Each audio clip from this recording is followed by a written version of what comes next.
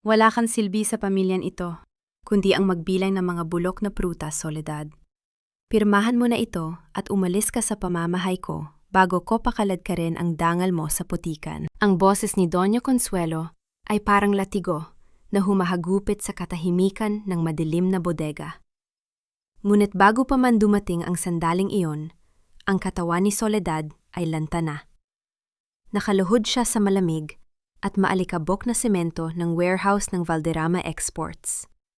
Ang kanyang mga daliri ay may mga sugat at bahid ng tuyong katas ng mga mangga dahil magdamag niyang tinuos ang libu-libong crates na nagkaroon ng deperensya sa huling inspeksyon. 18 taon na ang nakalipas mula nang isuot niya ang puting belo.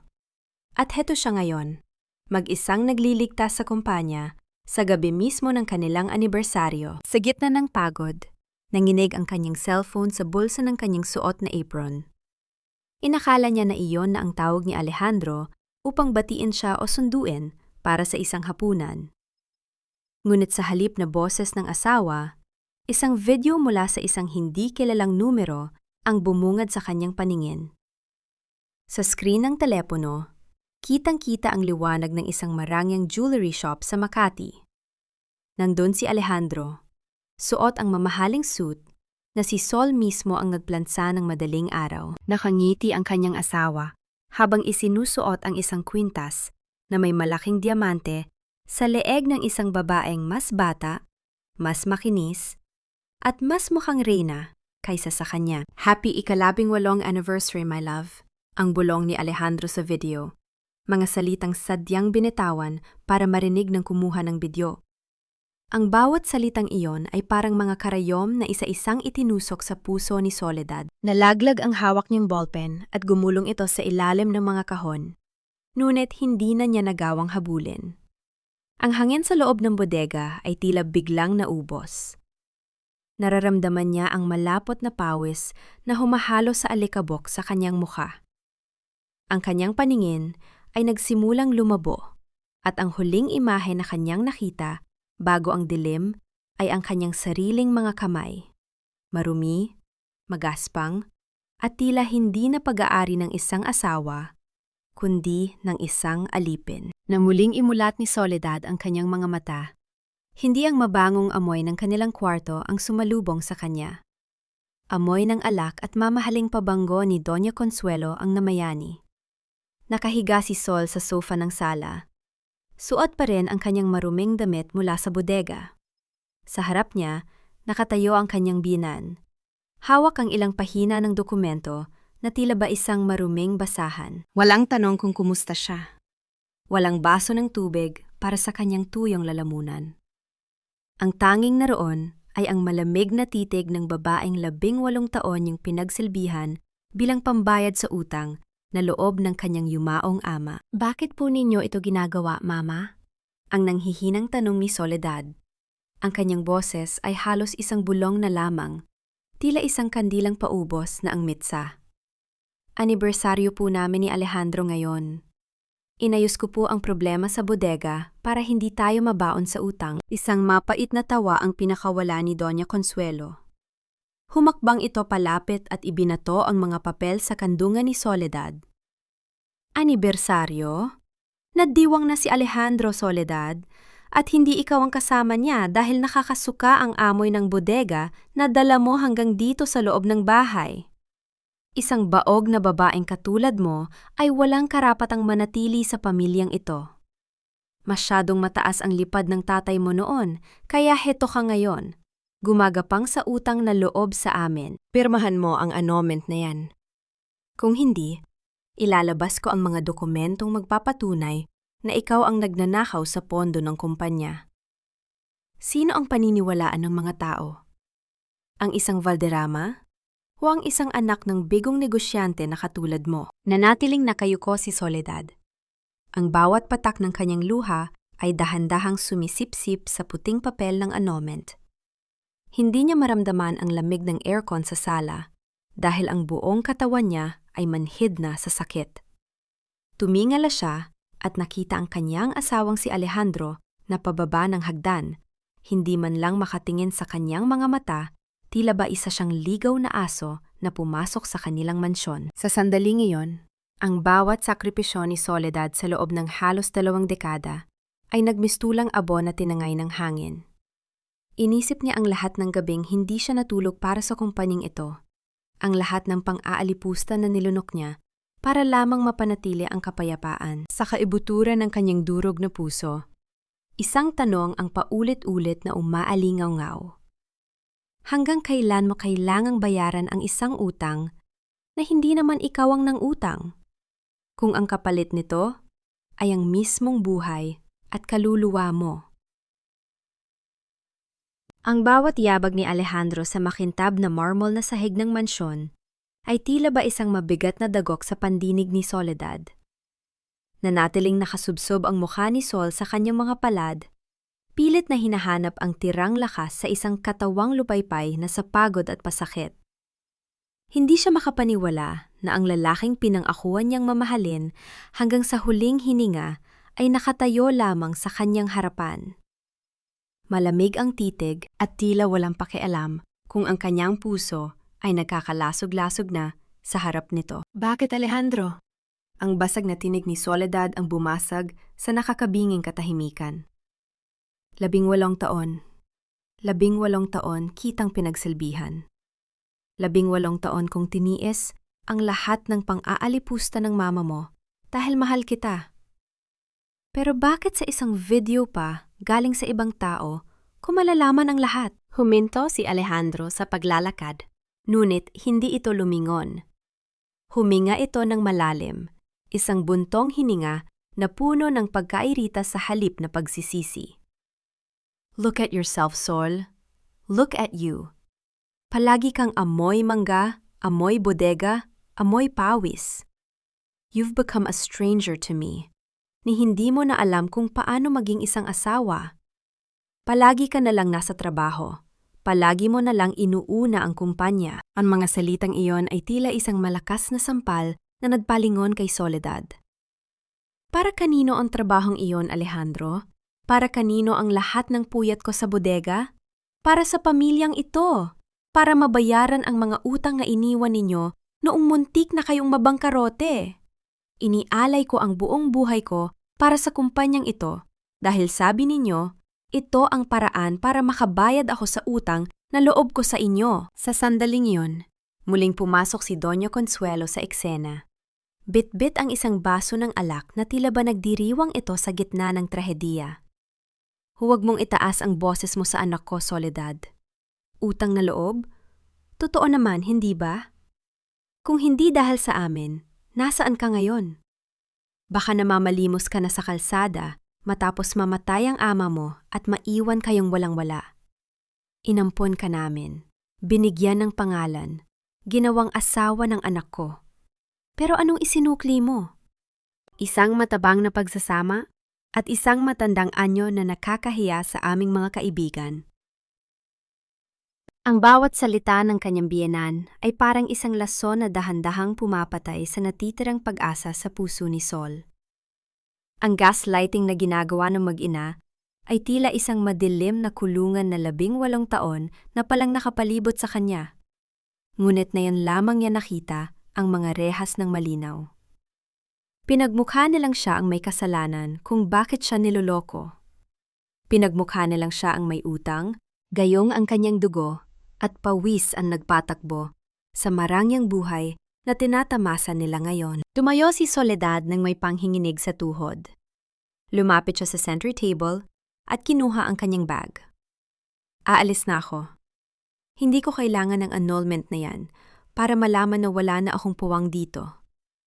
Pero huwag ninyong isipin na tapos na tayo. Isang mapang-uyam ng ngiti ang sumilay sa labi ni Alejandro. Saan ka pupunta, Sol? Wala kang pera, wala kang pamilya. Lahat ng kinita mo sa kumpanya ay napunta sa account ng Valderrama dahil ikaw ang nagsabing para ito sa lahat. Wala kang kahit isang kusing na madidala sa labas ng pinto na yan. Hindi pinansin ni Soledad ang banta ng asawa. Sa kanyang isip, meron pa siyang kaunting ipon sa kanyang personal na bank account. Ang pondong dahan-dahan niyang itinabi mula sa mga bonuses na ibinibigay niya sa sarili kapag malaki ang kita ng kumpanya. Iyon ang kanyang magiging panimula. Dahan-dahan siyang naglakad palabas ng mansyon. Bitbit ang tanging maleta na naglalaman ng kanyang mga lumang damit at ang litrato ng kanyang ama. Habang bumabagtas sa madilim na daan sa ilalim ng malamig na gabi, inilabas niya ang kanyang cellphone para tingnan ang kanyang online banking app. Kailangan niyang maghanap ng matutuluyan, kahit isang maliit na kwarto lang muna. Ngunit nang bumukas ang screen at lumabas ang balanse ng kanyang account, tila tumigil ang pagtibok ng kanyang puso. Ang mga numero sa screen ay nagpapakita ng malaking 0. Wala ni isang piso. Ang huling transaksyon ay naganap lamang 1 oras ang nakalipas. Isang transfer to Alejandro Valderrama. Napaluhod si Soledad sa gilid ng kalsada. Ang tunay na hagupit ng katotohanan ay ngayon pa lamang dumarating. Hindi lamang nila kinuha ang kanyang dangal, ang kanyang kabataan, at ang kanyang pag-ibig. Kinuha rin nila ang huling paraan para siya ay makabangon. Ang katahimikan ng gabi ay binalot ng isang mahina at gumaralgal na hikbi. Si Soledad, ang reyna ng bodega, ang babaeng bumuhay sa isang imperyo, ay nakalugmok na yon sa ilalim ng poste ng ilaw. Walang pera, walang tahanan, at tila wala ng bukas. Sa gitna ng kadiliman at lamig ng gabi, ang mga paa ni Soledad ay tila bumibigat sa bawat hakbang.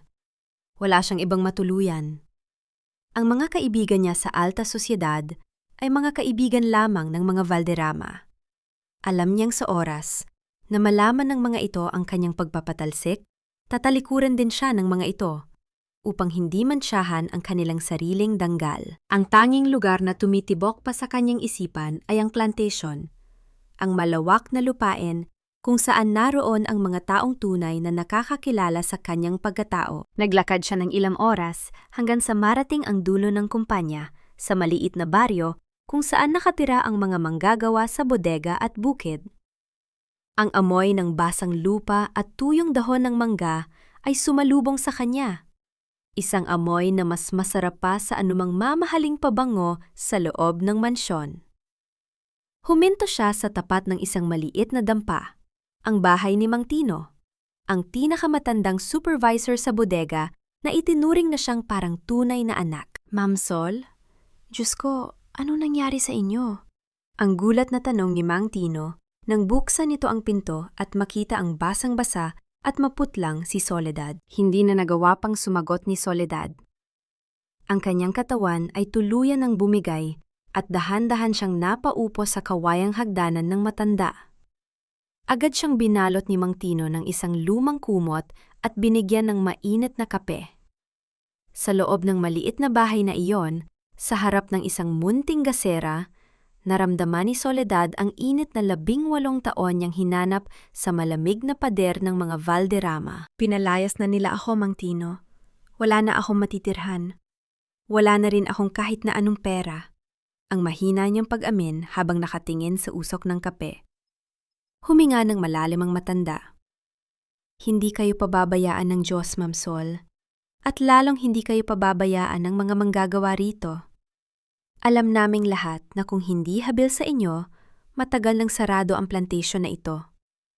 Kayo ang nagligtas sa aming mga pamilya noong panahon ng krisis, hindi si Sir Alejandro. Sa gitna ng usapan, naalala ni Soledad ang isang piraso ng pandesal na itinago niya sa kanyang bulsa bago siya pinalayas. Isang baon na sana ay para sa kanyang hapunan sa bodega. Nakita niya ang apo ni Mang Tino na si Lito na nakasilip sa pintuan. Mukhang gutom at nahihiya. Kahit wala nang matira sa kanyang sarili, kinuha ni Soledad ang tinapay at hinati ito sa 2. Ibinigay niya ang malaking bahagi sa bata habang nakangiti ng may pait. Heto Lito, kumain ka muna, ang bulong niya. Ito ang kanyang golden moment, ang sandali kung saan sa kabila ng sariling kawalan, ang kanyang likas na kabutihan ay nagniningning pa rin.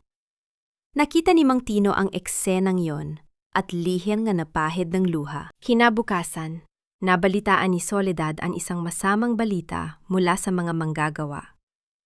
Naglabas si Alejandro ng memo na magkakaroon ng malawakang tanggalan sa trabaho dahil sa restructuring ng kumpanya. Ngunit ang totoo, kailangan ni Alejandro ng pondo para bayaran ang mga luho ng kanyang bagong kinakasama. Ang mga pamilyang 18 taong inalagaan ni Soledad ay nanganganib na mag-utom dahil sa kasakiman ng kanyang asawa. Hindi makatiis si Soledad. Kahit pinalayas na siya, bumalik siya sa main office ng Valderrama Exports para kunin ang ilang mahahalagang personal na gamit na naiwan niya sa kanyang lamesa, mga dokumento at gamit na maaari makatulong sa kanya sa hinaharap. Dahan-dahan niyang binuksan ang pinto ng kanyang dating opisina, ang kwartong naging saksi sa lahat ng kanyang pagpupuyat at sakripisyo. Ngunit ang kanyang puso ay tila tumigil sa pagtibok nang makita ang eksena sa loob. Ang kanyang mamahaling executive chair ay inuukupan na ng isang babaeng naka-mini skirt at tila nag-enjoy sa pag-inom ng kape sa paboritong tasa ni Sol. Si Vanessa, ang mistress ni Alejandro.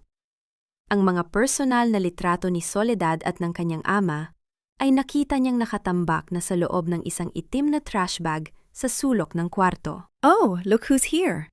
Ang nakakalokong bati ni Vanessa habang dahan-dahang itinaas ang mga paa sa ibabaw ng lamesa ni Soledad. The former queen of the warehouse has returned to pick up her trash. Ang mansyon ng mga Valderrama ay muling nagliwanag. Tila ba walang nangyaring trahediya nitong mga nakaraang araw? Mula sa labas, maririnig ang mahinang tugtog ng classical na musika at ang tawanan ng mga piling bisita mula sa mataas na lipunan.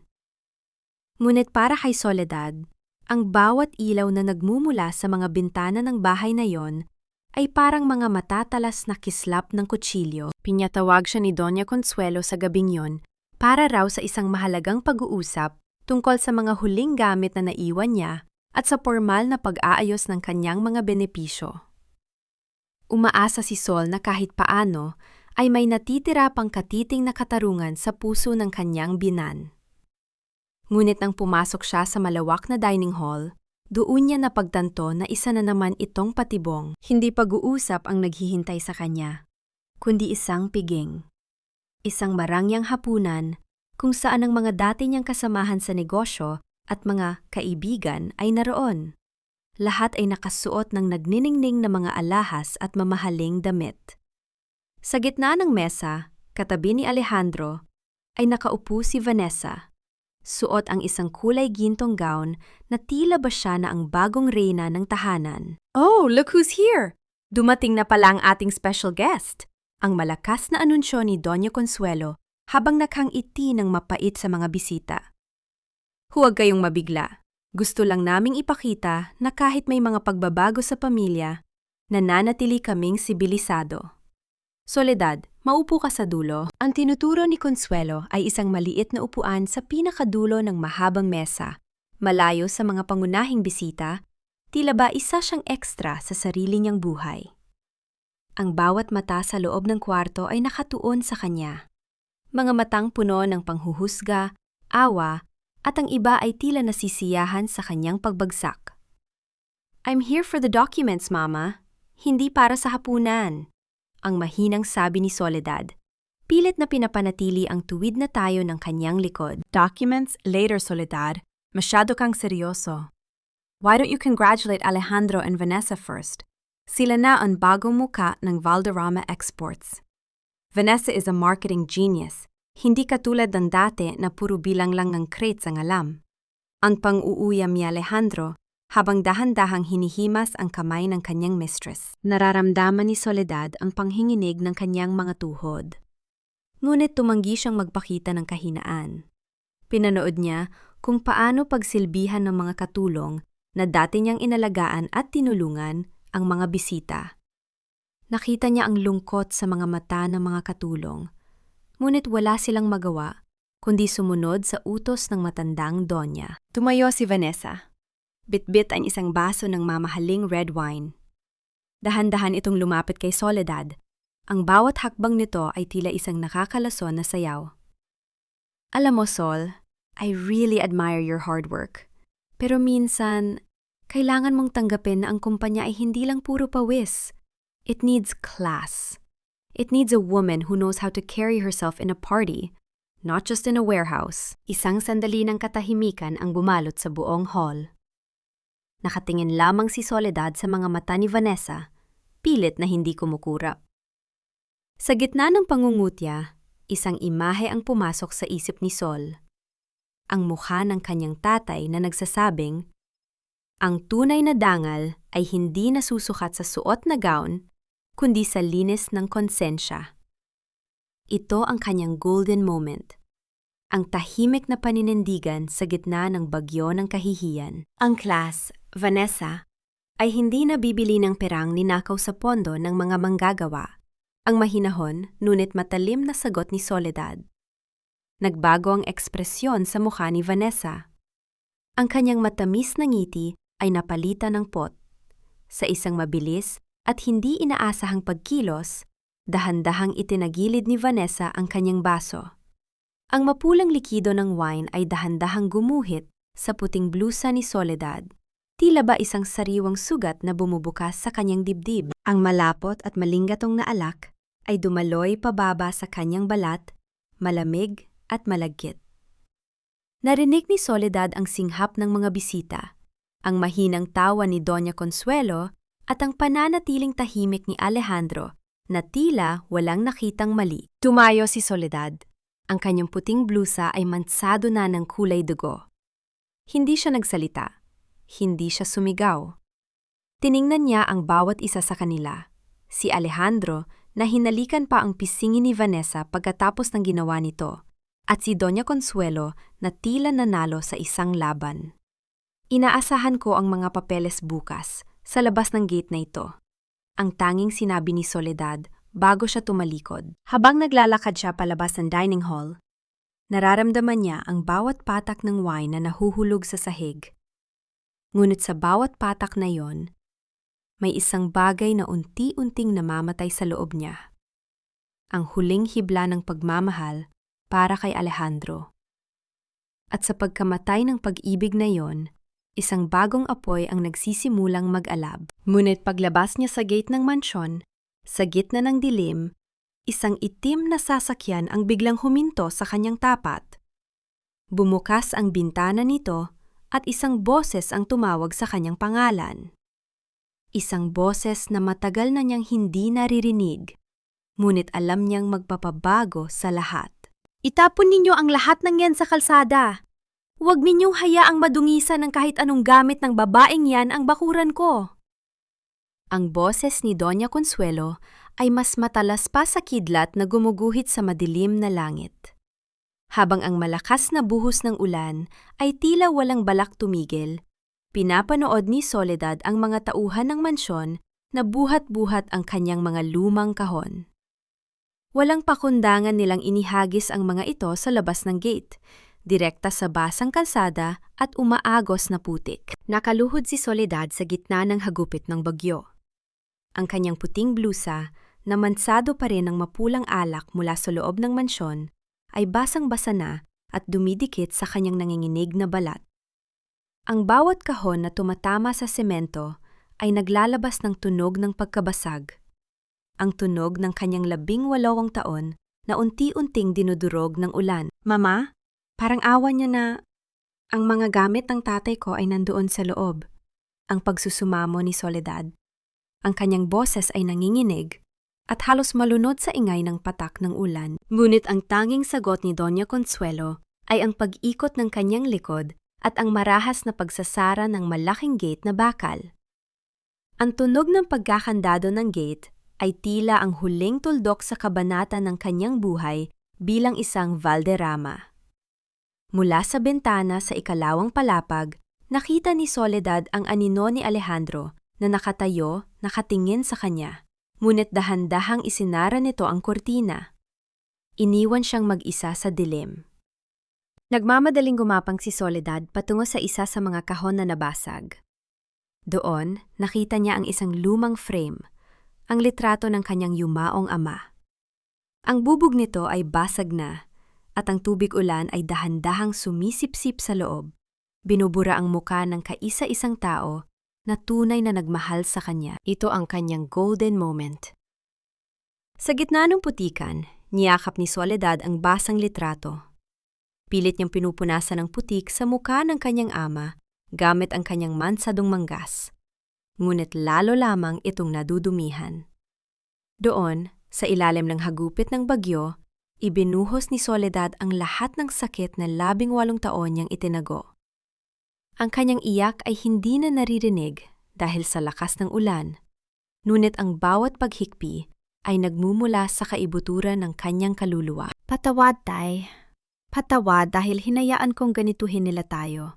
Ang bulong niya sa hangin. Habang iniipon niya ang mga basang papel at gamit, isang pares ng mga luma at sirang tsinelas ang huminto sa harap ng kanyang paningin. Isang matandang babae na may hawak na sira-sirang payong ang nakatayo sa kanyang harapan. Ang matanda ay nakasuot ng kupas na duster. Ang kanyang mukha ay puno ng mga kulubot ng panahon. Ngunit ang kanyang mga mata ay naglalabas ng isang pamilyar na init. Soledad, anak, ang mahinang tawag ng matanda. Napaangat ang tingin ni Soledad. Aling Rosa, ano pong ginagawa ninyo rito? Si Aling Rosa ay ang dating labandera ng kanyang ama noong nabubuhay pa ito.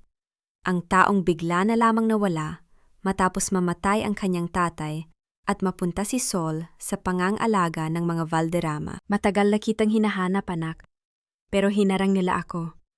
Sinabihan nila akong wag na wag lalapit sa'yo kung gusto ko pang mabuhay. Ang panginginig na kwento ni Aling Rosa habang tinutulungan si Sol na tumayo mula sa putikan. May kailangan kang malaman, Soledad. Hindi totoo ang lahat ng sinabi sa'yo ni Doña Consuelo. Ang tatay mo, hindi siya namatay na walang-wala. Tila tumigil ang mundo ni Soledad. Ang lamig ng ulan ay napalitan ng isang kakaibang kaba sa kanyang dibdib. Anong ibig ninyong sabihin, Aling Rosa? Huminga ng malalim ang matanda at lumingon sa malaking mansyon na tila ba natatakot na may makarinig sa kanya. May iniwan ang tatay mo bago siya mawala. Isang baul na puno ng mga lihim na 18 taon nilang itinago sa iyo. Halika anak, sumama ka sa akin. Oras na para malaman mo kung sino ka talaga. Habang naglalakad palayo sa mansyon sa ilalim ng iisang sira-sirang payong, lumingon si Soledad sa huling pagkakataon. Ang mansyon ng mga Valderrama ay mukhang isang malaking libingan sa gitna ng gabi. Ngunit sa unang pagkakataon sa loob ng maraming taon, hindi natakot ang nararamdaman ni Sol. May isang munting apoy ng pag-asa ang nagsimulang mag-alab sa kanyang puso. Isang apoy na mas malakas pa sa anumang bagyo. Ang barong-barong ni Aling Rosa ay matatagpuan sa isang liblib na sulok ng Riles. Malayo sa maranging subdibisyon na kinalakihan at tinirhan ni Soledad. Ang dingding nito ay pinagdagpi-tagbing table at yero. Ngunit sa loob ay mababango ang tuyong damo at sariwang luyos. Ang liwanag mula sa isang maliit na gasera ay sumasayaw sa mga pader. Nagbibigay ng isang mainit at madilaw na anyo sa silid na mas komportable pa kaysa sa malawak at malamig na silid ni Sol sa mansyon. Dahan-dahang pinainom ni Aling Rosa si Soledad ng mainit na salabat. Ang bawat higop ni Sol ay tila nagbabalik ng buhay sa kanyang naninigas na katawan. Ang kanyang mga kamay ay nanginginig pa rin. Hindi habis sa lamig ng ulan, kundi dahil sa bigat ng katotohanang unti-unting bumubukas sa kanyang harapan. Pasensya ka na sa aking tahanan, anak. Ito lang ang nakayanan ko matapos akong paalisin ng mga Valderrama sa lumang lupain ninyo. Ang mahinang sabi ni Aling Rosa habang iniaayos ang kumot sa balikat ni Soledad. Aling Rosa, anong ibig ninyong sabihin na hindi namatay na walang-wala si tatay? 18 taon kong dala ang pasasalamat sa mga Valderrama dahil ang sabi ni Doña Consuelo, sila ang nagbayad ng lahat ng utang ni tatay. Sabi nila, kung hindi dahil sa kanila, pati ang kabaong ni tatay ay kukunin ng mga pinagkakautangan. Ang garalgal na tanong ni Soledad. Huminga ng malalim ang matanda. Ang kanyang mga mata ay naging malungkot habang tinititigan ang apoy ng gasera. Iyon ang malaking kasinungalingan na ipinakain nila sa'yo para maging alipin ka nila, Soledad. Ang tatay mo, si Don Mateo, siya ang nagligtas sa mga Valderrama. Noong panahong yon, Ang tatay ni Alejandro ay nasangkot sa malaking anomalaya sa kumpanya. Kulong ang naghihintay sa kanila. Ang tatay mo ang nagbigay ng puhunan. Ang tatay mo ang nagsalba sa kanila mula sa kahihiyan. Tila may malaking bato na bumara sa lalamunan ni Soledad. Ang bawat salita ni Aling Rosa ay parang isang piraso ng puzzle na 18 taon niyang hindi mahanap. Pero bakit? Bakit nila pinalabas na kami ang may utang? Dahil lang mamatay ang tatay mo sa atake sa puso. Ikaw ay bata pa. Walang ibang nakakaalam ng kasunduan, kundi ako at ang abogado ng tatay mo na bigla na lang ding nawala. Ginamit ni Doña Consuelo ang pagkakataon. Ginawa nilang peke ang mga papeles. Pinirmahan nila ang mga dokumento na nagpapakitang ibinigay ng tatay mo ang lahat ng share niya bilang pambayad utang, gayong ang totoo, ang shares na iyon ay para sa iyo. Tumayo si Aling Rosa at lumapit sa isang sulok ng dampa. Dahan-dahan niyang itinaas ang isang piraso ng sahig na gawa sa kawayan. Mula rito ay inilabas niya ang isang maliit na pouch na gawa sa lumang balat. Pagbukas nito, bumulaga kay Soledad ang isang gintong susi at isang maliit na notebook na may tatak ng mga kamay ng kanyang ama. Ito ang iniwan sa akin ng tatay mo bago siya mawala. Sabi niya, Rosa, kung sakaling may mangyari sa akin, ibigay mo ito kay Soledad kapag handa na siya. Pero natakot ako, anak. Noong sinubukan kong lumapit sa'yo, pinagbantaan ako ng mga tauhan ni Doña Consuelo. Sinunog nila ang maliit kong taniman. Sinabi nilang papatayin nila ako kung magsasalita ako. Kinuha ni Soledad ang maliit na notebook. Pagbukas niya sa unang pahina, nakita niya ang sulat kamay ng kanyang ama. Ang bawat salita ay puno ng pagmamahal at pag-aalala para sa kanya. Ngunit sa huling bahagi, may mga numero at code na hindi niya maunawaan sa ngayon. Mga numerong tila susi sa isang bagay na mas malaki kaysa sa kanyang iniisip. Ito ang kanyang golden moment. Hindi ang ginto o ang yaman ang nagpaiyak kay Soledad, kundi ang pagkatanto na ang kanyang ama ay hinding-hindi siya iiwan ng walang kalaban-laban. Sa gitna ng karuhaan ng dampa ni Aling Rosa, naramdaman ni Soledad ang yaman ng katotohanan. Salamat, Aling Rosa. Salamat dahil itinago niyo ito. Ang bulong ni Sol habang hinahaplos ang sulat ng ama, ngunit ang katahimikan ng gabi ay biglang nabasag ng tunog ng mabibigat na yabag sa labas ng dampa. Ang mga tuyong dahon ay naglalabas ng tunog ng pagkapunit habang may mga aninong dahan-dahang lumalapit sa dingding ng barong-barong. Nagkatinginan si Soledad at Aling Rosa. Ang kaba sa dibdib ni Sol ay muling bumalik. Ang mga anino sa labas ay tila hindi basta-basta dumadaan lang. May mga boses na pabulong, ngunit puno ng banta. Nandito siya. Sigurado akong pumasok ang babaeng yan dito. Ang isang boses na baretono na tila pamilyar kay Soledad. Isa sa mga bodyguard ni Alejandro. Huminga ng malalim si Soledad at mahigpit na hinawakan ang notebook ng kanyang ama. Ang kanyang pagtatago ay tila matatapos na. Ngunit sa pagkakataong ito, hindi na siya ang dating Soledad na yumuyuko sa takot. Ang liwanag ng gasera sa loob ng dampa ni Aling Rosa ay biglang umihip.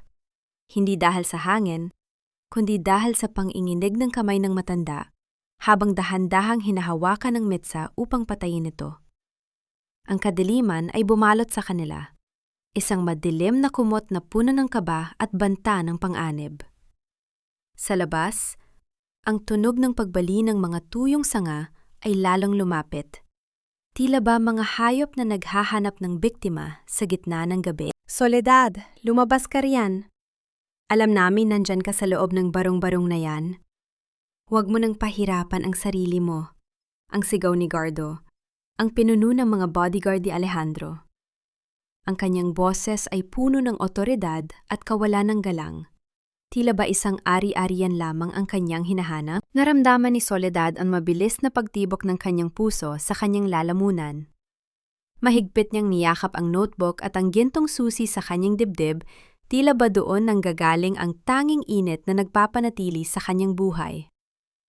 Ang bawat salita ng kanyang ama sa notebook na yon ay parang mga huling habilin na kailangang protektahan ng kanyang sariling dugo. Anak, dumaan ka sa likod. May maliit na siwang dun patungo sa sapa. Tumakbo ka at huwag kang lilingon. Ang pabulong na utos ni Aling Rosa. Kahit sa dilim, ramdam ni Soledad ang panginginig ng boses ng matanda. Ngunit may isang uri ng katapangan doon na hindi matatagpuan sa mansyon ng mga Valderrama. Ito ang kanyang golden moment. Hinawakan ni Soledad ang magaspang at kulubot na kamay ni Aling Rosa. Sa gitna ng panganib, hindi ang sariling kaligtasan ang naisip ni Sol, kundi ang kaligtasan ng matandang nagmalasakit sa kanya. Kinuha niya ang kanyang suot na manipis na scarf at dahan-dahang itinala sa kamay ng matanda, isang tahimik na pangako na babalik siya.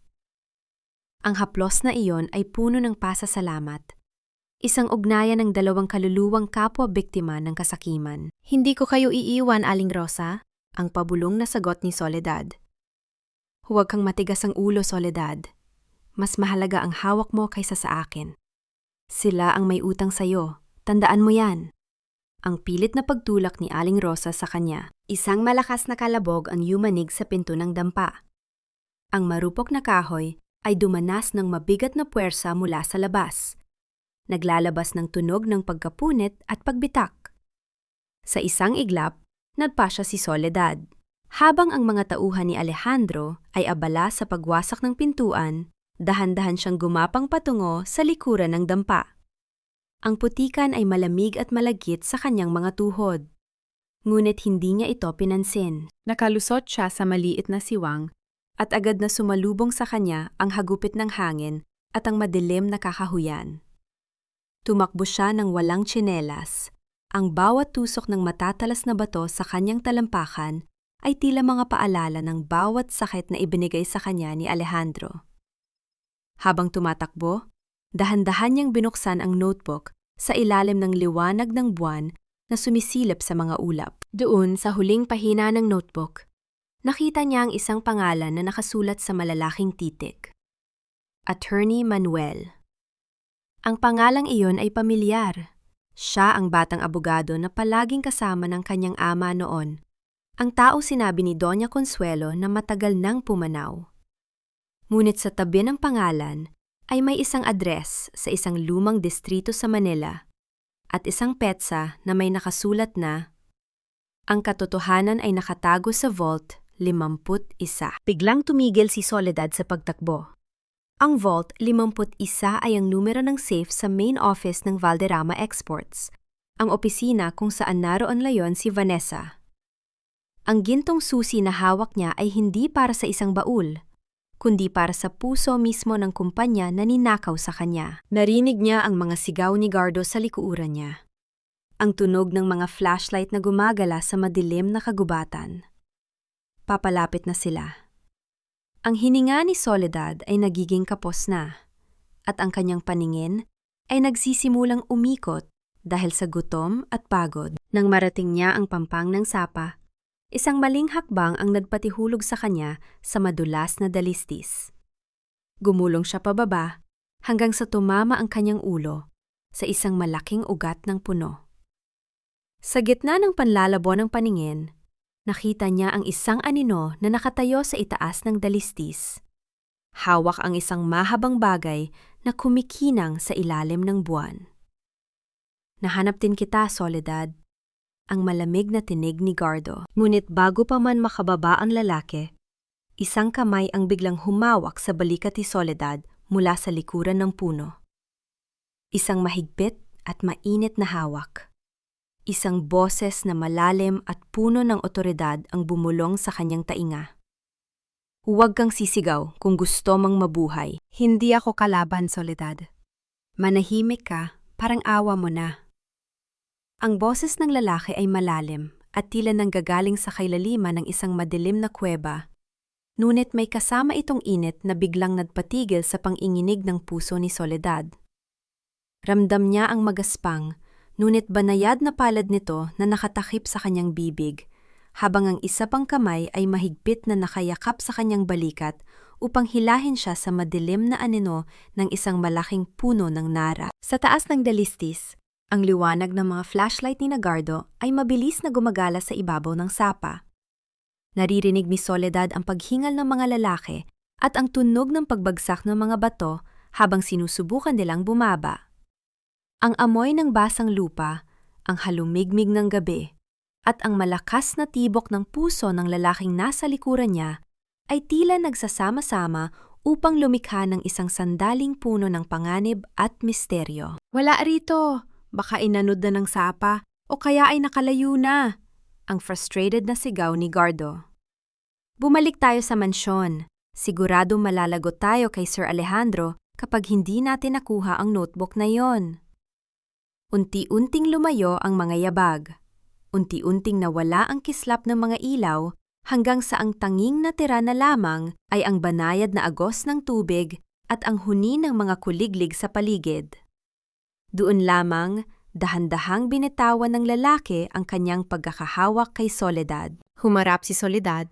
Ang kanyang paningin ay nanlalabo pa rin at ang kanyang ay may mahapdi ng sugat mula sa pagkakabago. Sa ilalim ng manipis na liwanag ng buwan, bumungad sa kanya ang isang mukhang hindi na inaasahan. Isang lalaking nasa kanyang mga huling bahagi ng 30, may matatalas na mata, at isang anyo na tila ba dumanas din ng maraming unos? Attorney Manuel? Ang pabulong na tanong ni Soledad.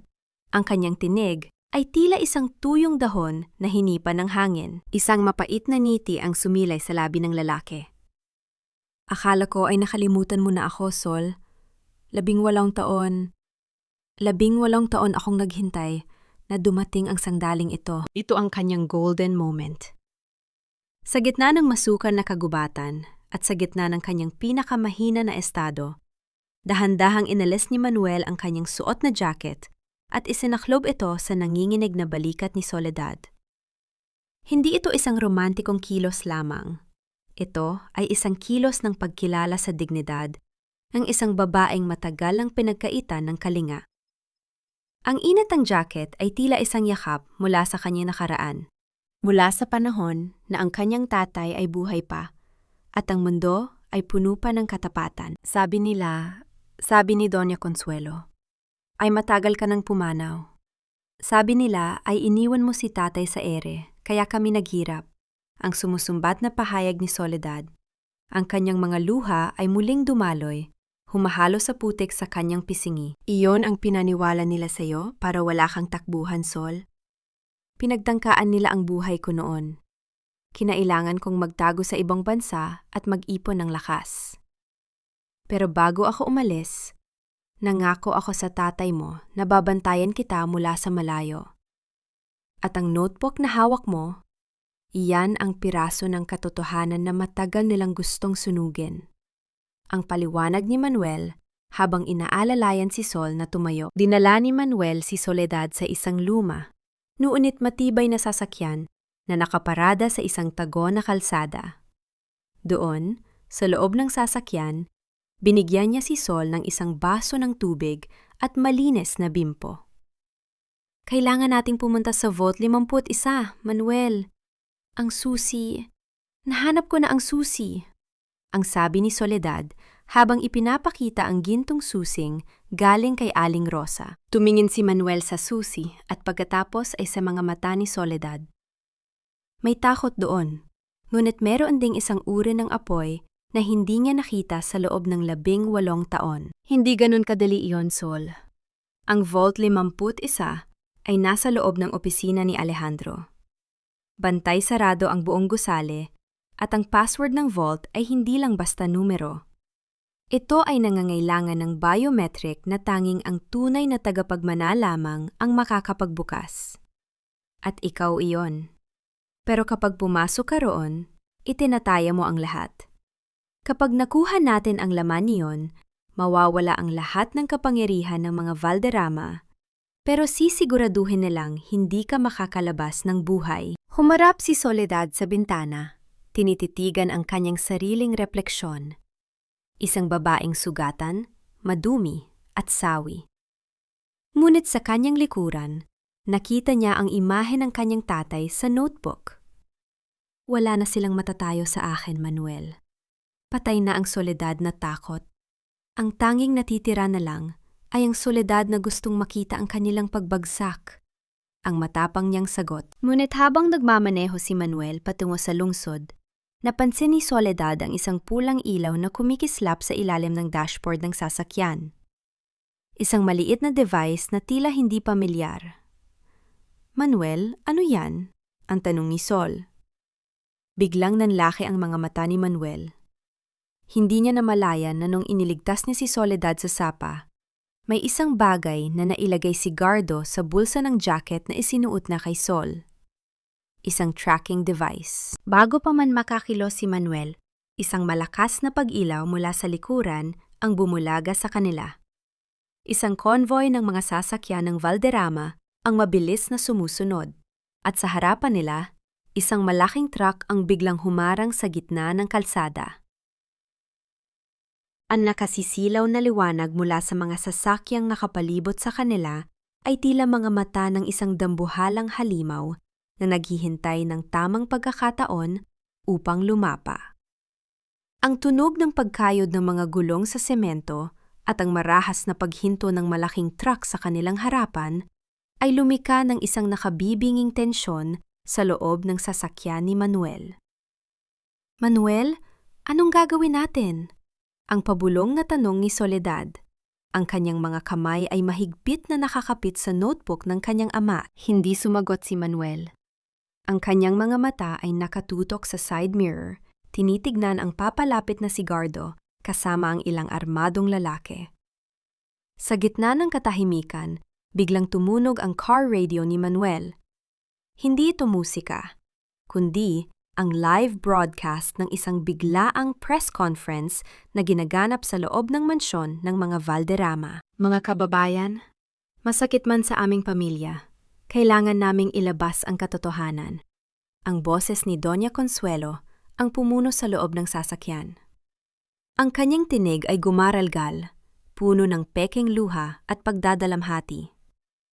Ang aming manugang na si Soledad ay tumakas bit-bit ang milyon-milyong pondo na para sana sa sahod at benepisyo ng aming mga manggagawa. Niloko niya kami. Ginamit niya ang aming tiwala para magnakaw, at ngayon ay kasama niya ang isang peking abogado upang itago ang kanyang mga krimen. Napasinghap si Soledad. Ang bawat salita ng kanyang biyenan ay parang isang lason na dahan-dahang kumakalat sa bawat sulok ng bansa sa pamamagitan ng radyo at telebisyon. Ito ang pinakamatinding antas ng gaslighting. Ang baligtarin ang katotohanan at gawin siyang kriminal sa mata ng publiko at ng mga taong pinaglingkuran niya. Hindi totoo yan. Sila ang nagnakaw. Sila ang kumuha ng pondo ng mga manggagawa. Ang sigaw ni Soledad sa hangin. Ngunit ang tanging nakakarinig sa kanya ay ang 4 na sulok ng sasakyan at ang malamig na gabi. Bumukas ang pinto sa gilid ni Manuel. Itinutok ni Gardo ang isang flashlight sa kanilang mga mukha. Attorney Manuel, Soledad, bumaba kayo ng maayos kung ayaw ninyong dumanas ng dahas. Ibigay niyo ang notebook at sumama kayo sa amin para harapin ang kaso ninyo. Ito ang kanyang golden moment. Tumingin si Manuel kay Soledad at sa gitna ng matinding takot, hinawakan niya ang nanginginig na kamay ni Sol. Ang hawak na iyon ay hindi lamang para sa lakas. Ito ay isang tahimik na pangako na hindi siya mag-iisa sa laban na ito. Isang sandali ng koneksyon na nagpapaalala kay Soledad na sa gitna ng mundo na tinalikuran siya, may isang tao pa ring naniniwala sa kanyang integridad. Sol, maniwala ka sa akin. Huwag kang bibitaw. Ang mahinang bulong ni Manuel. Sa isang mabilis na pagkilos, hindi bumaba si Manuel. Sa halip, marahas niyang ikinandado ang lahat ng pinto at mabilis na isinalang ang gear ng sasakyan sa reverse. Ang tunog ng pag-ungol ng makina ay namayani sa tahimik na kalsada. Bumulusok sila paatras, umiiwas sa mga tauhan ni Gardo na nagsimulang hampasin ang bintana ng sasakyan. Habulin sila! Huwag ninyong hayaan makatakas! Ang huling sigaw ni Gardo na narinig ni Soledad bago sila mabilis na lumiko sa isang makipot at madilim na eskinita. Habang mabilis na nagmamaneho si Manuel sa gitna ng maze ng mga kalsada sa lungsod, nakita ni Soledad sa kanyang cellphone ang mga balita. Ang kanyang mukha ay nasa bawat headline. Soledad Valderrama, ang magnanakaw ng pondo ng manggagawa. Ang mga komento sa social media ay puno ng galit at pangungutya mula sa mga taong hindi man lang siya kilala. Wala na tayong matatakbuhan, Manuel. Ang buong mundo ay naniniwala na ako ang masama. Pati ang mga manggagawang tinulungan ko, baka isumpa na rin ako. Ang iyak ni Soledad. Ang kanyang balikat ay nanghihina na sa bigat ng kawalan ng katarungan. Iyon ang gusto nilang mangyari, Sol.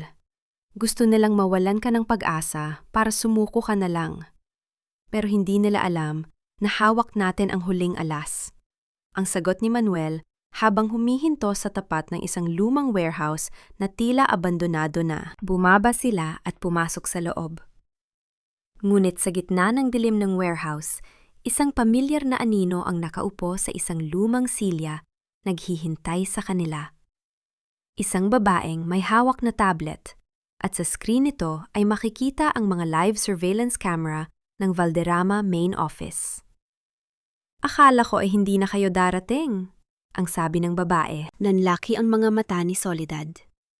Ang babaeng nasa harap niya ay walang iba kundi si Amalia, ang nakababatang kapatid ni Alejandro na palaging tahimik at tila walang pakialam sa mga nangyayari sa pamilya.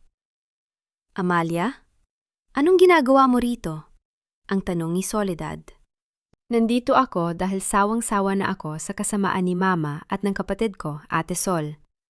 At dahil alam ko kung nasaan ang Vault 51. Pero kailangan mong malaman ang isang bagay. Ang password ng Vault ay hindi lang biometric ng daliri mo. Kailangan din ito ng isang bagay na kinuha ni Mama mula sa tatay mo bago ito mamatay. Isang bagay na nasa loob mismo ng kwarto ni Doña Consuelo. Ate Sol, huwag kang tumingin sa akin ng ganyan. Alam kong mahirap paniwalaan, pero ako ang kumuha ng mga kopya ng CCTV bago pa man burahin ni Alejandro. Ang boses ni Amalia ay mahina. Tila ba natatakot na pati ang mga anino sa loob ng abandonadong warehouse ay nakikinig.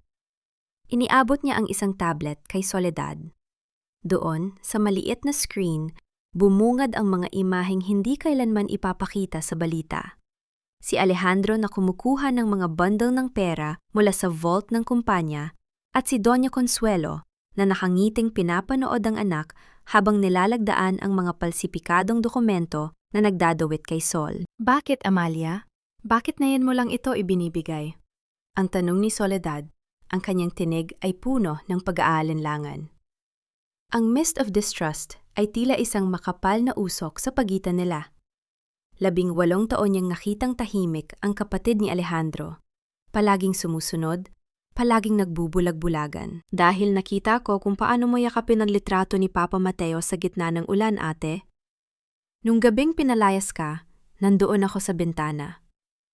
Doon ko napagtanto na ang pamilyang ito ay wala ng kaluluwa. Kung hindi ako kikilos ngayon, baka ako na ang susunod na biktima ng kanilang kasakiman. Ang pag-amin ni Amalia, habang ang mga luha ay dahan-dahang gumuguhit sa kanyang pisingi. Ito ang naging hudyat ng isang tahimik na pagbangon. Sa tulong ni Manuel, sinimula nilang buuin ang plano. Ngunit hindi lang sapat ang ebidensya, kailangan nila ang suporta ng mga tao.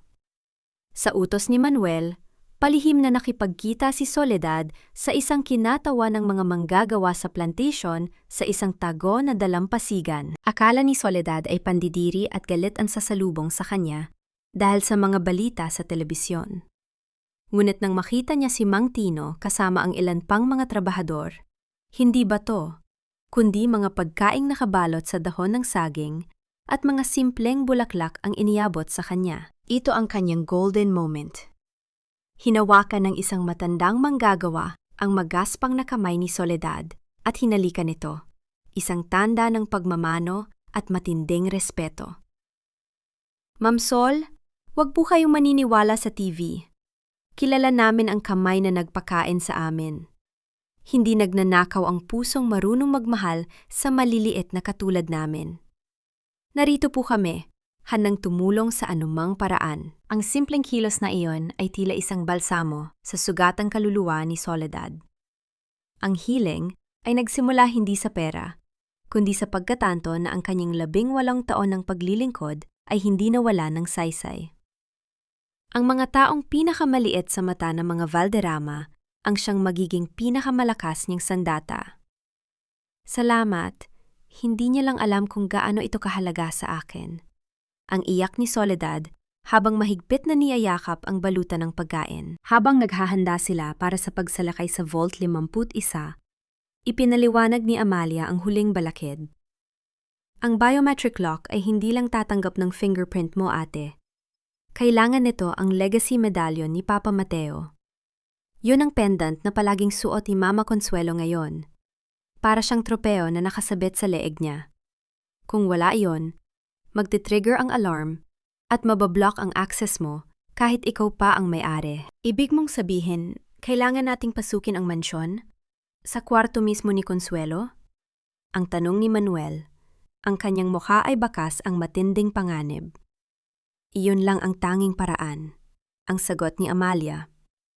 Ngunit habang binubuo nila ang plano para sa gabi, biglang tumunog ang telepono ni Amalia. Isang emergency call mula sa mansyon. Nang sagutin niya ito, maririnig ang malakas na pagtatalo at ang tunog ng mga gamit na nababasag. Amalia, nasaan ka? Ang mga manggagawa, nagwawala sila sa planta. Sinunog nila ang gate. At ang kuya mo, dinala niya si Aling Rosa sa mansyon. Sabi niya, kung hindi susuko si Soledad sa loob ng 1 oras, ipapakulong niya ang matanda sa kasong kidnapping at pagnanakaw. Ang boses ng isang katulong na humihingal sa takot. Tila tumigil ang mundo ni Soledad. Gagamitin nila ang tanging taong tumulong sa kanya para pilitin siyang lumabas sa dilim. 1 oras, Ate Sol. 1 oras lang ang binigay ni Alejandro. Ang panginghinig na sabi ni Amalia. Ito ang cliffhanger na nagpapataas ng stakes. Hindi lang kumpanya ang nakataya ngayon, kundi ang buhay ni Aling Rosa. At ang kailangan nilang kunin ay nasa loob mismo ng kwartong binabantayan ng kanilang pinakamatinding kaaway. 1 oras, Soledad. 1 oras para magdesisyon ka kung sino ang mas mahalaga sa iyo. Ang notebook na yan o ang buhay ng matandang ito na itinuring mong pamilya. Ang boses ni Alejandro na nagmumula sa speaker ng telepono ni Amalia ay tila isang malamig na talim na humihiwa sa katahimikan ng abandonadong warehouse. Walang bahid ng pagsisisi, walang bakas ng pagmamahal na dati niyang ipinangako sa harap ng dambana. Ang bawat salita niya ay punong-puno ng pag-uutos. Tila ba isang piraso lamang ng ari-arian ang kanyang kinakausap? Sa kabilang dako, nakatayo si Soledad habang mahigpit na nakahawak sa notebook ng kanyang ama. Ang kanyang mga kuko ay nabaon na sa balat ng kanyang mga palad, sapat na upang makaramdam siya ng hapdi. Ngunit mas matindi ang hapdi na nagmumula sa kanyang dibdib. Sa loob ng 18 taon, ang tanging alam ni Soledad ay ang magsakripisyo. Inisip niya na ang huling sakripisyo niya ay ang pagpirma sa annulment. Ngunit heto na naman siya, pinapipili sa pagitan ng katarungan para sa kanyang ama at ng buhay ng isang inosenteng matanda. Nararamdaman ni Soledad ang panunuyo ng kanyang lalamunan. Ang kanyang puso ay tila isang ibon na nagpupumiglas sa loob ng isang masikip na hawla. Ang bawat tibok nito ay nadadala ng banta ng pagpanaw ng kanyang pag-asa. Tumingin siya kay Manuel at nakita niya sa mga mata nito ang parehong takot at determinasyon. Ang internal crumbling ay nagsimula na. Ang pakiramdam na ang bawat pader na itinayo niya para protektahan ang sarili ay unti-unti nang naglalaho. Mabayaran mo ba ng dangal ang dugo ng isang inosente, Soledad? O hahayaan mong lamunin ka ng galit hanggang sa wala nang matira sa iyong kaluluwa? Ang tanong na ito ay paulit-ulit na umaalingaw-ngaw sa kanyang isipan. Isang mapait na bulong sa gitna ng unos. Hindi ako susuko, Alejandro. Pero pupunta ako riyan. Ang matapang na sagot ni Soledad kahit na ang kanyang boses ay bahagyang manginginig. Sol, patibong ito! Hindi ka nila hahayaang makalabas ng buhay kapag nakuha na nila ang gusto nila. Ang babala ni Manuel habang hinahawakan ang kanyang balikat. Alam ko, Manuel, pero hindi ko hahayaang madungisan ng alaala ni tatay ng dugo ni Aling Rosa. At kailangan natin ang medalyon. Ito na ang huling pagkakataon. Ang sagot ni Soledad habang diretso ang tingin sa mga mata ng abogado. Ito ang kanyang golden moment. Humarap si Soledad sa isang basag na salamin sa loob ng warehouse. Inayos niya ang kanyang gusob na buhok at pinunasan ang mansa ng alak at putik sa kanyang mukha. Sa sandaling iyon, ang Soledad na laging yumuyuko at sumusunod ay tila dahan-dahang namamatay at ang isang babaeng may apoy sa mga mata ang pumapalit. Ang pag-aayos na ito ay hindi para sa kagandahan, kundi para sa isang huling pakikipaglaban. Ito ay isang ritual ng pagpapakalakas bago pumasok sa yunghib ng leon. Amalia, gamitin mo ang ingay ng mga manggagawa sa labas. Manuel, maghanda ka sa likod ng planta. Ako ang papasok sa harap. Ang utos ni Soledad na tila ba isa na siyang general ng sarili niyang hukbo. Narating nila ang labas ng mansyon sa gitna ng kaguluhan. Ang mga manggagawa na dala ang kanilang mga placard at sigaw ng katarungan ay nagtipon sa harap ng malaking gate ng Valderrama. Ang tunog ng kanilang pagprotesta ay tila isang orkestra ng galit na sumasabay sa pintig ng puso ni Soledad. Pagpasok ni Soledad sa loob ng mansyon, ang bawat pamilyar na kanto ng bahay ay tila naging stranger sa kanya. Ang mga mamahaling vase at painting ay nagmukhang mga saksi sa 18 taon ng kanyang pagkakakulong. Sa gitna ng malawak na sala, nakaupo si Doña Consuelo sa kanyang trono, habang sa tabi nito ay nakatayo si Alejandro, na hawak ang braso ni Aling Rosa na halatang takot at pagod. Dumating ka rin, ang paborito kong magnanakaw. Ang pang-uuyang ni Doña Consuelo habang hinahaplos ang gintong medalyon na nakasabit sa kanyang leeg. Ang bawat kislap niyon ay tila isang paalala ng lahat ng ninakaw nila sa buhay ni Soledad. Pakawalan mo na siya, Alejandro. Hawak ko ang notebook. Hawak ko ang susi. Ibigay mo ang matanda sa akin at tatapusin na natin ito. Ang sabi ni Soledad habang iniaabot ang notebook sa harapan. Ngunit habang lumalapit si Alejandro para kunin ang notebook, biglang sumulpot si Vanessa mula sa likuran. Hawak ang isang dekalibreng baril. Ang ngiti nito ay mas mapait pa sa kamatayan. Hindi ka ba natututo, Sol? Sa larong ito, walang panalo ang isang alipin. Ang bulong ni Vanessa habang dahan-dahang itinututok ang baril sa noo ni Soledad. Sa sandaling iyon, narinig ni Soledad ang tunog ng isang sirena mula sa malayo. Pero hindi ito sirena ng pulis. Ito ang emergency alarm ng kumpanya na nagmumula sa kabilang kalsada, sa kinalalagyan ng Vault 51. Nanlaki ang mga mata ni Doña Consuelo. Anong nangyayari? Alejandro, bakit tumunog ang alarm sa opisina? Ang cliffhanger na ito ay nagbubukas ng isang bagong tanong. Sino ang nasa loob ng Vault 51? Kung ang lahat ay narito sa mansyon. At ano ang gagawin ni Vanessa sa gitna ng tensyon na ito? Iligpit mo na siya, Vanessa. Wala na tayong oras para sa dramang ito habang binubura nila ang lahat ng pinaghirapan ko. Ang bulyaw ni Doña Consuelo ay umalingaw-ngaw sa malawak na sala. Mas matindi pa sa ingay ng alarm na nanggagaling sa kabilang kalsada. Ang kanyang mukha na dati ay puno ng mapagkunwaring dignidad ay balot na ngayon ng purong kasakiman at takot. Para sa kanya, hindi ang buhay ng tao ang mahalaga, kundi ang laman ng vault na unti-unti nang nanganib na mabuksan ng mga taong hindi niya kontrolado. Habang ang dulo ng baril ni Vanessa ay nakadiin sa noo ni Soledad, naramdaman ni Sol ang lamig ng bakal, na tila ba isang yelong humahalik sa kanyang balat. Sa gitna ng pangalib na ito, ang miya-miya ng tadhana ay hindi nakatakas sa kanyang isipan. 18 taon siyang nagpakapagod para patatagin ang haliging ito. 18 taon siyang nagpakaaba para sa pamilyang Valderrama. At ngayon, sa huling sandali, ang gantimpalang ibibigay sa kanya ay isang pirasong tingga sa pagitan ng kanyang mga mata. Naramdaman ni Soledad ang marahas na pagpintig ng kanyang ugat sa leeg.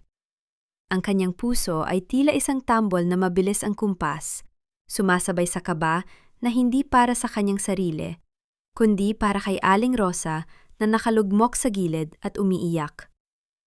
Ngunit sa likod ng takot na yon, may isang kakaibang liwanag na nabuo sa kanyang kalooban.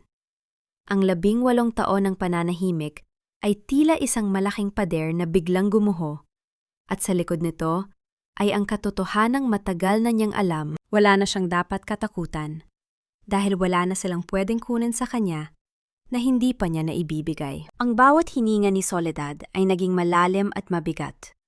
Ang amoy ng mamahaling barnis ng mansyon at ang matapang na pabango ni Vanessa ay tila naging mga lason na gusto niyang isuka. Lumingon siya kay Alejandro na nakatayo lang sa gilid at tila ba nanonood ng isang pelikula sa halip, napigilan ang pagpatay sa kanyang asawa. Ang kawalan ng pagkilos ng asawa ang naging huling kuko sa kabaong ng kanyang pagtitimpi. Bakit ka nanginginig, Vanessa? Ang mahinahong tanong ni Soledad. Ang kanyang boses ay tila isang malalim na tubig na walang alon. Natatakot ka ba na sa oras na kalabitin mo ang gatilyo? Mawawala ng lahat ng luho mo? Dahil alam nating dalawa, kapag wala ako, wala ring silbi ang pirma ni Alejandro sa kumpanyang ito. Ito ang naging golden moment ni Soledad. Sa gitna ng bantang kamatayan, dahan-dahan niyang iniangat ang kanyang kamay, hindi para itulak ang baril, kundi para ituro ang gintong medalyon sa leeg ni Doña Consuelo. Ang titig ni Soledad ay tila isang apoy na tumutupok sa lahat ng kasinungalingan ng kanyang biyenan. Sa isang mabilis na pagkilos, nadala ng desperasyon at lakas na nanggaling sa kanyang mga ninuno, hinablot ni Soledad ang notebook na hawak ni Alejandro at ibinato ito sa mukha ni Vanessa. Sa sandaling iyon ng kalituhan, mabilis na lumapit si Soledad kay Doña Consuelo. Hindi siya nag-atubili. Sa harap ng gulat na si Alejandro, hinila ni Soledad ang gintong kwintas sa leeg ng matanda. Ang tunog ng pagkaputol ng gintong kadena ay tila ang tunog ng paglaya ni Soledad mula sa 18 taon ng pagkaalipin. Ang medalyon ay kumislap sa kanyang palad, mainit mula sa balat ng matandang magnanakaw. Magnanakaw! Ibalik mo yan sa akin! Ang tili ni Doña Consuelo habang sinusubukang abutin ang kwintas, ngunit huli na ang lahat. Biglang bumukas ang malaking pinto ng mansyon. Isang grupo ng mga manggagawa, kasama si Mang Tino, ang pumasok sa loob, dala ang kanilang mga gamit sa pagsasaka at mga mukhang hindi na kayang pigilan ng kahit anong banta. Sa likuran nila, naroon si Attorney Manuel. Hawak ang isang legal na dokumento na may tatak ng korte. Tapos ng paghahari ninyo, Doña Consuelo? Ang sigaw ni Manuel. Ang warrant para sa pag-aresto kay Alejandro para sa embezzlement ay inilabas na. At ang Vault 51, bukas na ito. Nakuha na ni Amalia ang lahat ng ebidensya ng pagpasipika ninyo sa mga shares ni Don Mateo. Nanlaki ang mga mata ni Alejandro. Napabitaw siya sa hawak kay Aling Rosa. Ang mukha ni Vanessa ay nawala ng kulay at dahan-dahan niyang ibinaba ang baril habang naririnig ang tunog ng mga sasakyan ng pulis na papasok na sa bakuran. Ngunit bago pa man makahilos ang sinuman, si Doña Consuelo ay biglang tumawa ng malakas, isang tawang tila nanggagaling sa isang taong nawawala na ng katuwiran. Akala niyo ba ay ganoon lang kadali yon? Ang vault na yon, may huling sorpresa yon para sa sinumang magtatangkang kumuha ng yaman ko. Isang malakas na yanig ang naramdaman mula sa direksyon ng kumpanya. Isang itim na usok ang dahan-dahang pumapaybabaw sa langit mula sa main office. Ang cliffhanger na ito ay nag-iiwan sa ating lahat ng katanungan. Anong ginawa ni Doña Consuelo sa opisina? At nandun ba si Amalia sa loob ng gusaling tila nagbabagana? Sunugin ang lahat. Kung hindi mapapasa akin ang yaman ng mga Valderrama, walang makikinabang kahit sino. Ang boses ni Doña Consuelo ay tila nanggagaling sa kailaliman ng impyerno, puno ng pot na hindi na kayang supilin ng katuwiran. habang ang itim na usok ay dahan-dahang lumalamon sa asul na langit ng Manila. Naramdaman ni Soledad ang isang matinding panlalamig sa kanyang buong katawan. Hindi ang kumpanya, hindi ang pera, at hindi ang mga dokumento ang unang pumasok sa kanyang isip, kundi si Amalia. Si Amalia na nasa loob ng gusali para sa kanya. Ang bawat segundo ng katahimikan sa loob ng sala ay tila isang matalim na kutsilyo na dahan-dahang humihiwa sa pag-asa ni Soledad. Lumingon siya kay Alejandro, na ngayon ay nanginginig ang mga tuhod at hindi malaman kung saan titingin. Ang lalaking pinangarap niyong makasama habang buhay ay isa palang duwag na walang ibang inisip, kundi ang sariling kaligtasan. Ang kawalang kilos ni Alejandro sa gitna ng panganib ng kanyang sariling kapatid ay ang huling patunay na ang pamilyang ito ay bulok na hanggang sa kaibuturan. Amalia! Nandun si Amalia sa loob! Ang sigaw ni Soledad. Ang kanyang boses ay puno ng paet at desperasyon. Anong ginawa mo, Mama? Sarili mong anak ang pinapatay mo? Hindi sumagot si Doña Consuelo. Ang kanyang mga mata ay nanatiling nakatitig sa apoy sa malayo. Tila ba isang sining ang kanyang pinapanood? Sa sandaling iyon, ang internal crumbling ni Soledad ay umabot na sa sukdulan. Ang 18 taon ng pagtitiis, ang pagmamahal na ibinigay niya sa pamilyang ito, at ang bawat pawis na iniyalay niya sa kumpanyang iyon, lahat ay tila naglalaho kasabay ng mga dokumentong tinutupok ng apoy. Ngunit sa gitna ng pagguho ng kanyang mundo, isang kakaibang lakas ang bumangon. Ito ang kanyang golden moment. Sa halip na maghintay sa mga bumbero o sa mga pulis, marahas na kinuha ni Soledad ang isang balde ng tubig sa harden at ibinuhos ito sa kanyang sarili. Ang malamig na tubig ay gumuhit sa kanyang balat, nagbibigay ng pansamantalang proteksyon laban sa init na naghihintay. Tumingin siya kay Manuel, isang tingin na puno ng pamamaalam at paninindigan. Huwag mong hayaang makatakas si Alejandro, Manuel. Ako ang kukuha kay Amalia. Ang tanging sinabi ni Soledad bago siya mabilis na tumakbo patungo sa nagbabagang gusali. Narating ni Soledad ang main office sa gitna ng dagundong ng mga naglalagablab na kahoy. Ang tunog ng pagbitak ng mga semento at ang pagbagsak ng mga bubong ay tila isang nakatatakot na koro ng kamatayan. Ang init ay sumusuntok sa kanyang muka at ang makapal na usok ay dahan-dahang sumasakal sa kanyang baga. Ang bawat hakbang niya sa loob ng pasilyong 18 taon niyang nilakaran ay tila isang paglalakbay sa gitna ng isang impyerno. Amalia, nasan ka? Ang sigaw ni Soledad habang tinatakpan ang kanyang ilong na mansadong panyo. Narinig niya ang isang mahinang ubo mula sa dulo ng pasilyo, sa tapat mismo ng Vault 51. Doon, nakita niya si Amalia na nakahandusay. Ang binti nito ay naipit ng isang bumagsak na cabinet. Ang Vault 51 ay bahagyang nakabukas, at ang mga dokumentong ginto ang halaga ay nakakalat sa sahig, unti-unti nang inaabot ng apoy. Ate Sol, tumakas ka na. Iwan mo na ako rito. Ang pabulong na sabi ni Amalia, ang kanyang muka ay puno ng uling at luha. Hindi nakinig si Soledad. Sa pamamagitan ng lakas na hindi niya akalaing taglay niya, sinubukan niyang iangat ang mabigat na cabinet. Ang bawat pag-ungol ng kanyang kalamnan at ang hapdi ng init sa kanyang balat ay tila hindi niya nararamdaman. Ang tanging mahalaga ay mailigtas ang taong nagbigay sa kanya ng huling pagkakataon. Sa labas ng gusali, dumating na ang mga otoridad. Nakita ni Soledad mula sa bintana si Alejandro na sinusubukang sumakay sa kanyang sasakyan, bit-bit ang isang bag ng pera. Ngunit agad siyang hinarang ng mga pulis at ng mga manggagawang pinamumunuan ni Mang Tino.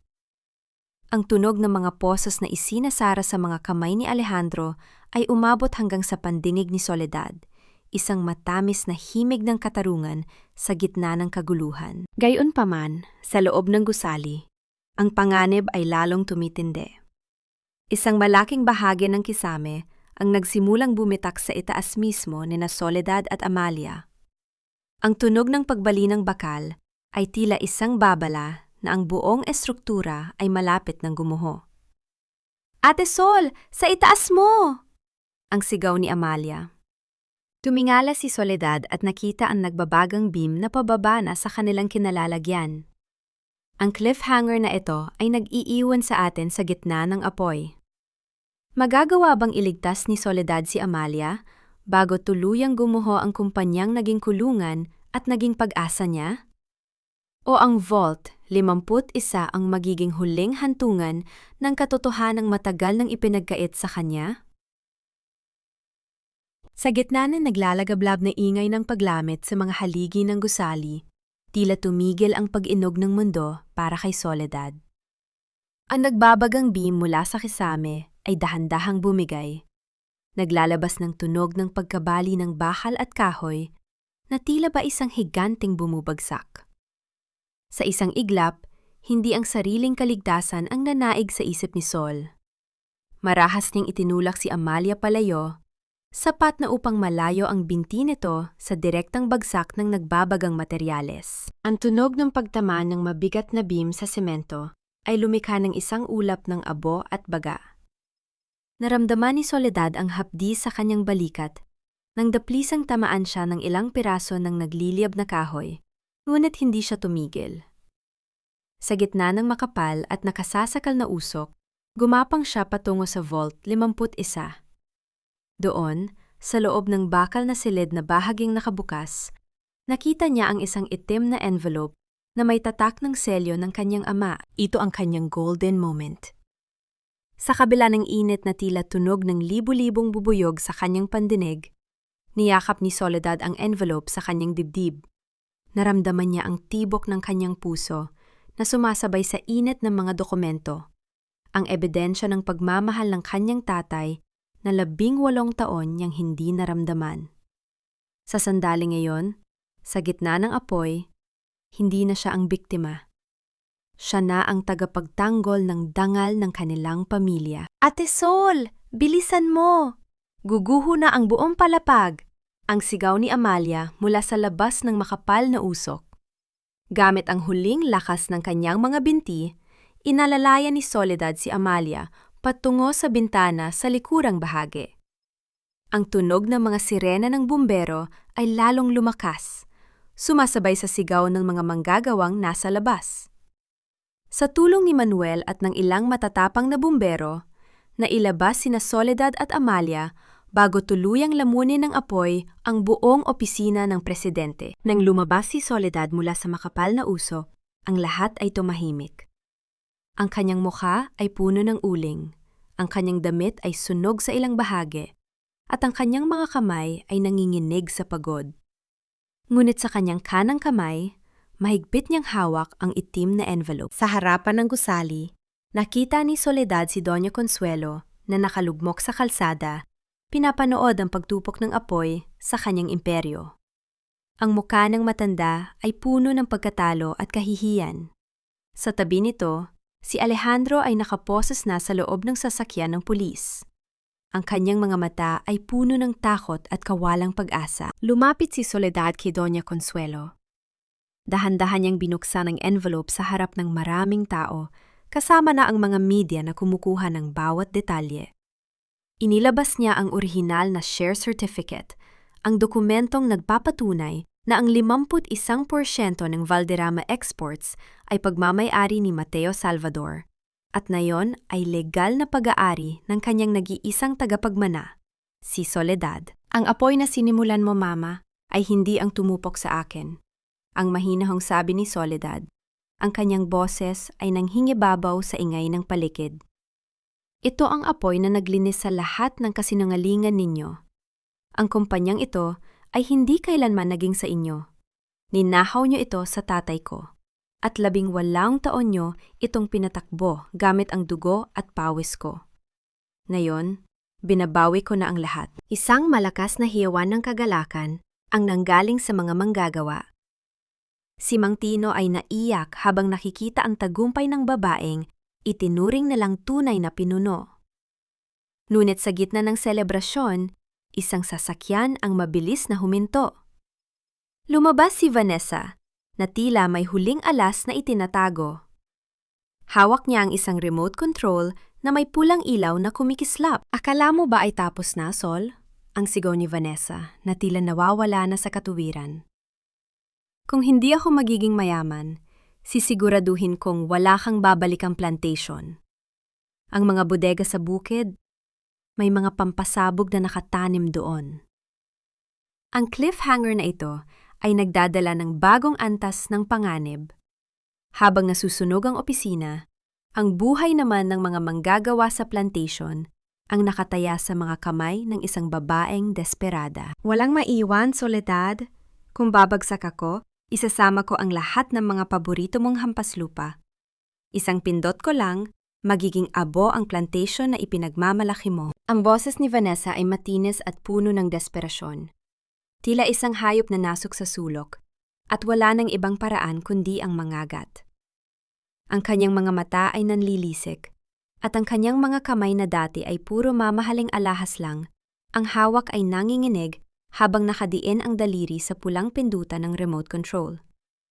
Sa likuran niya, ang nagbabagang gusali ng Valderrama Exports ay nagbibigay ng isang madilim at kulay dugong liwanag sa kanyang mukha. Napatigil ang lahat.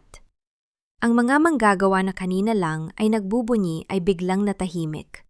Ang kanilang mga mukha ay balot ng takot para sa kanilang mga pamilyang naiwan sa plantation. Ang bawat tibok ng puso ni Soledad ay tila isang mabigat na tambol na umaalingaw-ngaw sa kanyang pandinig. Tumingin siya sa malayo, sa direksyon ng mga bukid na naging saksi sa kanyang 18 taon ng pagtitiis. Ang plantation ay hindi lang lupa para sa kanya. Iyon ang kaluluwa ng kanyang ama at ang buhay ng daan-daang pamilya. Vanessa, bitawan mo yan. Hindi mo kailangang gawin ito. Tapos na ang laban, huwag mo nang dagdagan ang kasalanan mo. Ang mahinang pakiusap ni Soledad habang dahan-dahan siyang humahakbang palapit. Ang bawat yapak niya sa kalsadang puno ng abo ay tila isang paglakad sa ibabaw ng mga matatalas na bubog. Huwag kang lalapit. Akala mo ba ay natatakot ako sa kulungan? Mas mabuti pang mamatay tayong lahat kaysa makita-kitang nagtatagumpay.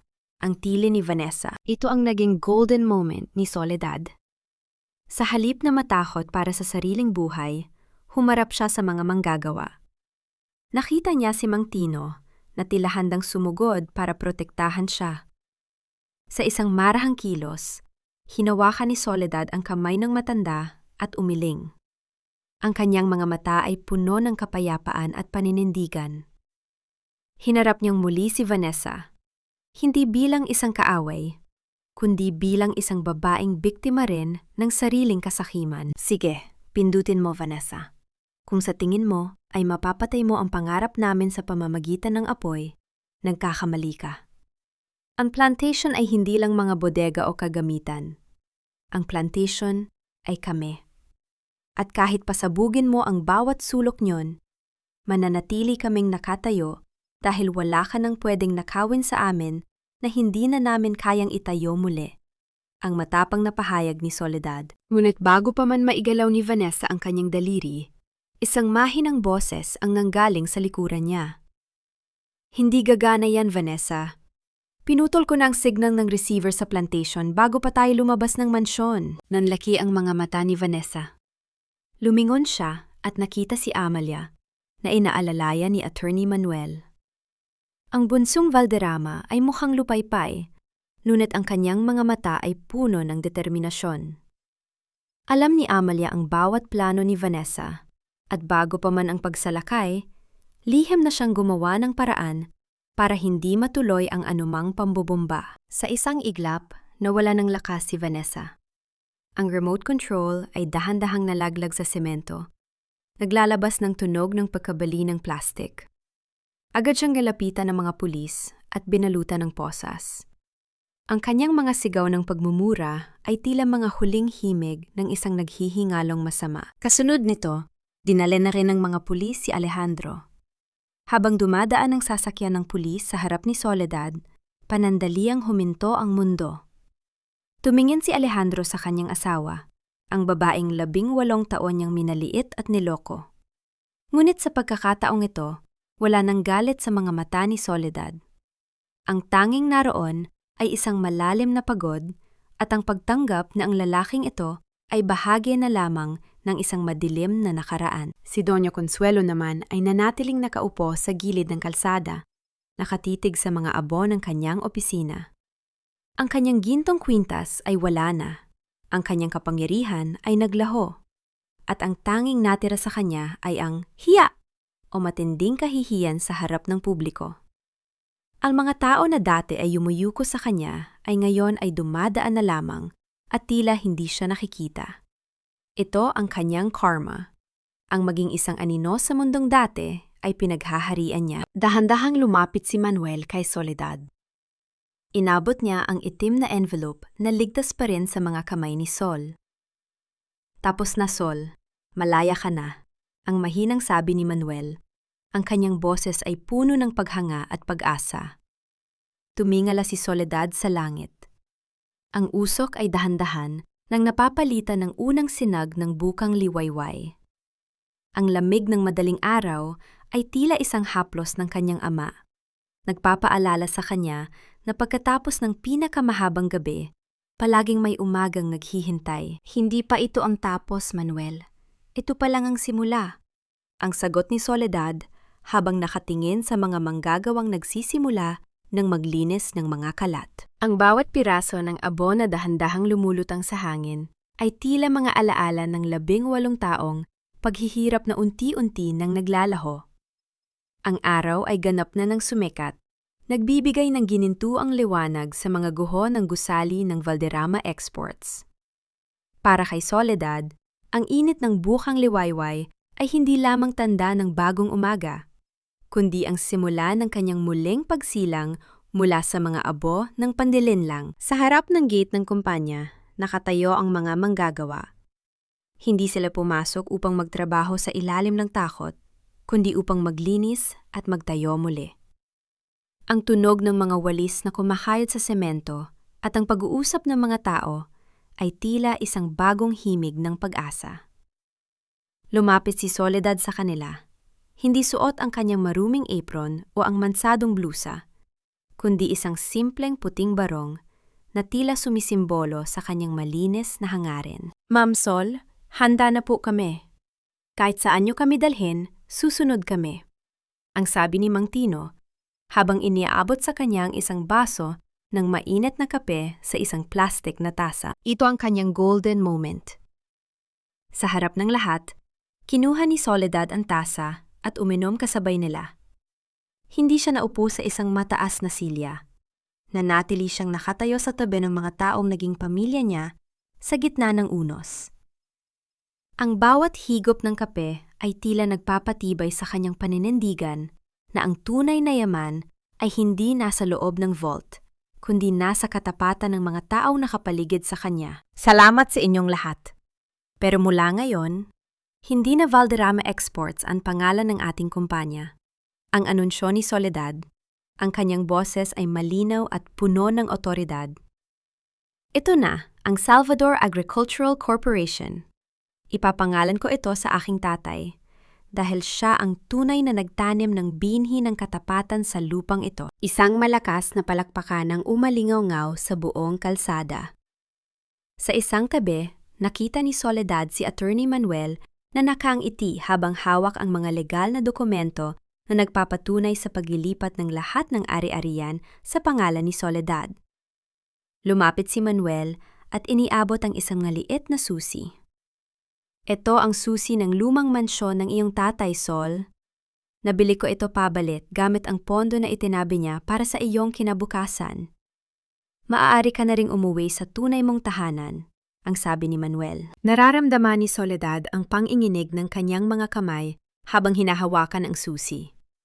Ang paglalakbay niya mula sa pagiging isang alipin ng utang na loob tungo sa pagiging reyna ng sarili niyang buhay ay ganap na. Ngunit bago siya umalis, dumaan muna siya sa bilangguan upang harapin ang huling anino ng kanyang nakaraan. Sa loob ng visitation room, hinarap niya si Alejandro. Ang dating makisig at mayabang na asawa ay mukhang lanta na ngayon. Suot ang kulay kahel na uniporme ng bilanggo. Wala na ang kanyang mga alahas. Wala na ang kanyang suot na mamahaling suit. At higit sa lahat, wala na ang kanyang dignidad. Sol, patawarin mo ako. Nasilaw lang ako sa pera at sa utos ni Mama. Mahal kita, Sol. Alam mo yan? Ang pabulong na pagsusumamo ni Alejandro habang sinusubukang hawakan ang kamay ni Soledad sa kabilang panig ng salamin. Dahan-dahang iniwas ni Soledad ang kanyang kamay. Tinitigan niya ang lalaking naging dahilan ng kanyang 18 taong kalungkutan. Ang pag-ibig, Alejandro, ay hindi nagpapakulong. Ang pag-ibig ay hindi nagnanakaw. Ang tanging nararamdaman ko para sa iyo ngayon ay habag. Habag dahil hanggang sa huli, hindi mo natutunang mahalin ang sarili mo ng tama. Kaya hindi mo rin nagawang mahalin ang iba. Tumayo si Soledad at tumalikod. Hindi na siya lumingon pa sa mga tawag ni Alejandro. Sa labas ng bilangguan, sumalubong sa kanya ang sariwang hangin at ang malawak na langit. Kasunod nito, pinuntahan niya si Amalia na ngayon ay nagpapagaling na sa ospital. Ate Sol, salamat sa pagliligtas sa akin. Handa akong tumistigo laban kay Mama para maituwid ang lahat. Ang sabi ni Amalia. Hindi na kailangan ng galit, Amalia. Ang katarungan ay nasa kamay na natin. Ang kailangan na lang natin ngayon ay ang maghilom.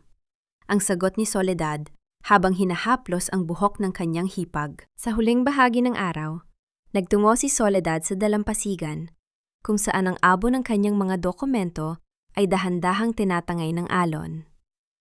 Nakatayo siya roon, malaya, matapang, at puno ng kapayapaan. Ang 18 taon ng anino ay natapos na, at ang natitira na lamang ay ang liwanag ng isang babaeng na tutong lumaban para sa kanyang sariling danggal. Ang kumpanya ay maayos na. Ang mga masama ay nasa likod na ng rehas, at ang mga sugat ay dahan-dahang naghihilom. Ngunit sa gitna ng kanyang katahimikan, isang katanungan ang nananatili sa kanyang puso. Handa na ba siyang muling magbukas ng pinto para sa isang bagong pag-ibig? O sapat na ang pag-ibig na nahanap niya para sa kanyang sarili? 1 taon na ang lumipas mula nang ang mga abo ng nagbabagang gusali ng Valderrama ay tinangay ng hanging amihan. Sa ilalim ng naglalakihang puno ng mangga sa plantation ng Salvador Agricultural Corporation, ang hangin ay hindi na amoy usok o pait, kundi ang bango ng hitik na bunga at ang sariwang pag-asa. Nakatayo si Soledad sa gitna ng bukid. Pinapanood ang mga manggagawa na masayang nag-aani. Ang kanyang buhok ay hinahampas ng banayad na hangin at sa kanyang mga mata ay wala na ang bakas ng takot o pagod. Suot niya ang gintong medalyon ng kanyang ama, hindi bilang isang tropeo ng tagumpay, kundi bilang isang paalala na ang katotohanan ay laging nakahanap ng paraan upang sumika. Lumapit sa kanya si Attorney Manuel.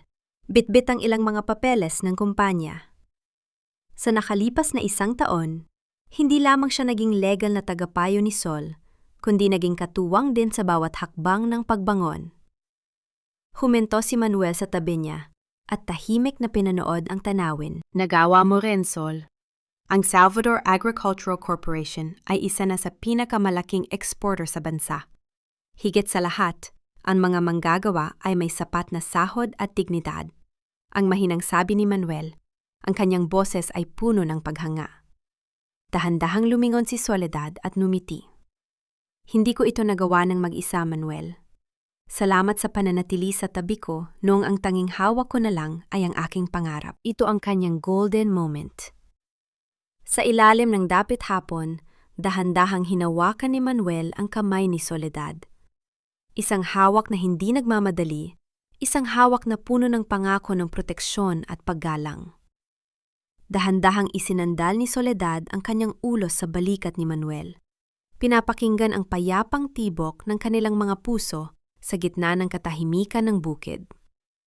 Wala nang kailangang sabihin.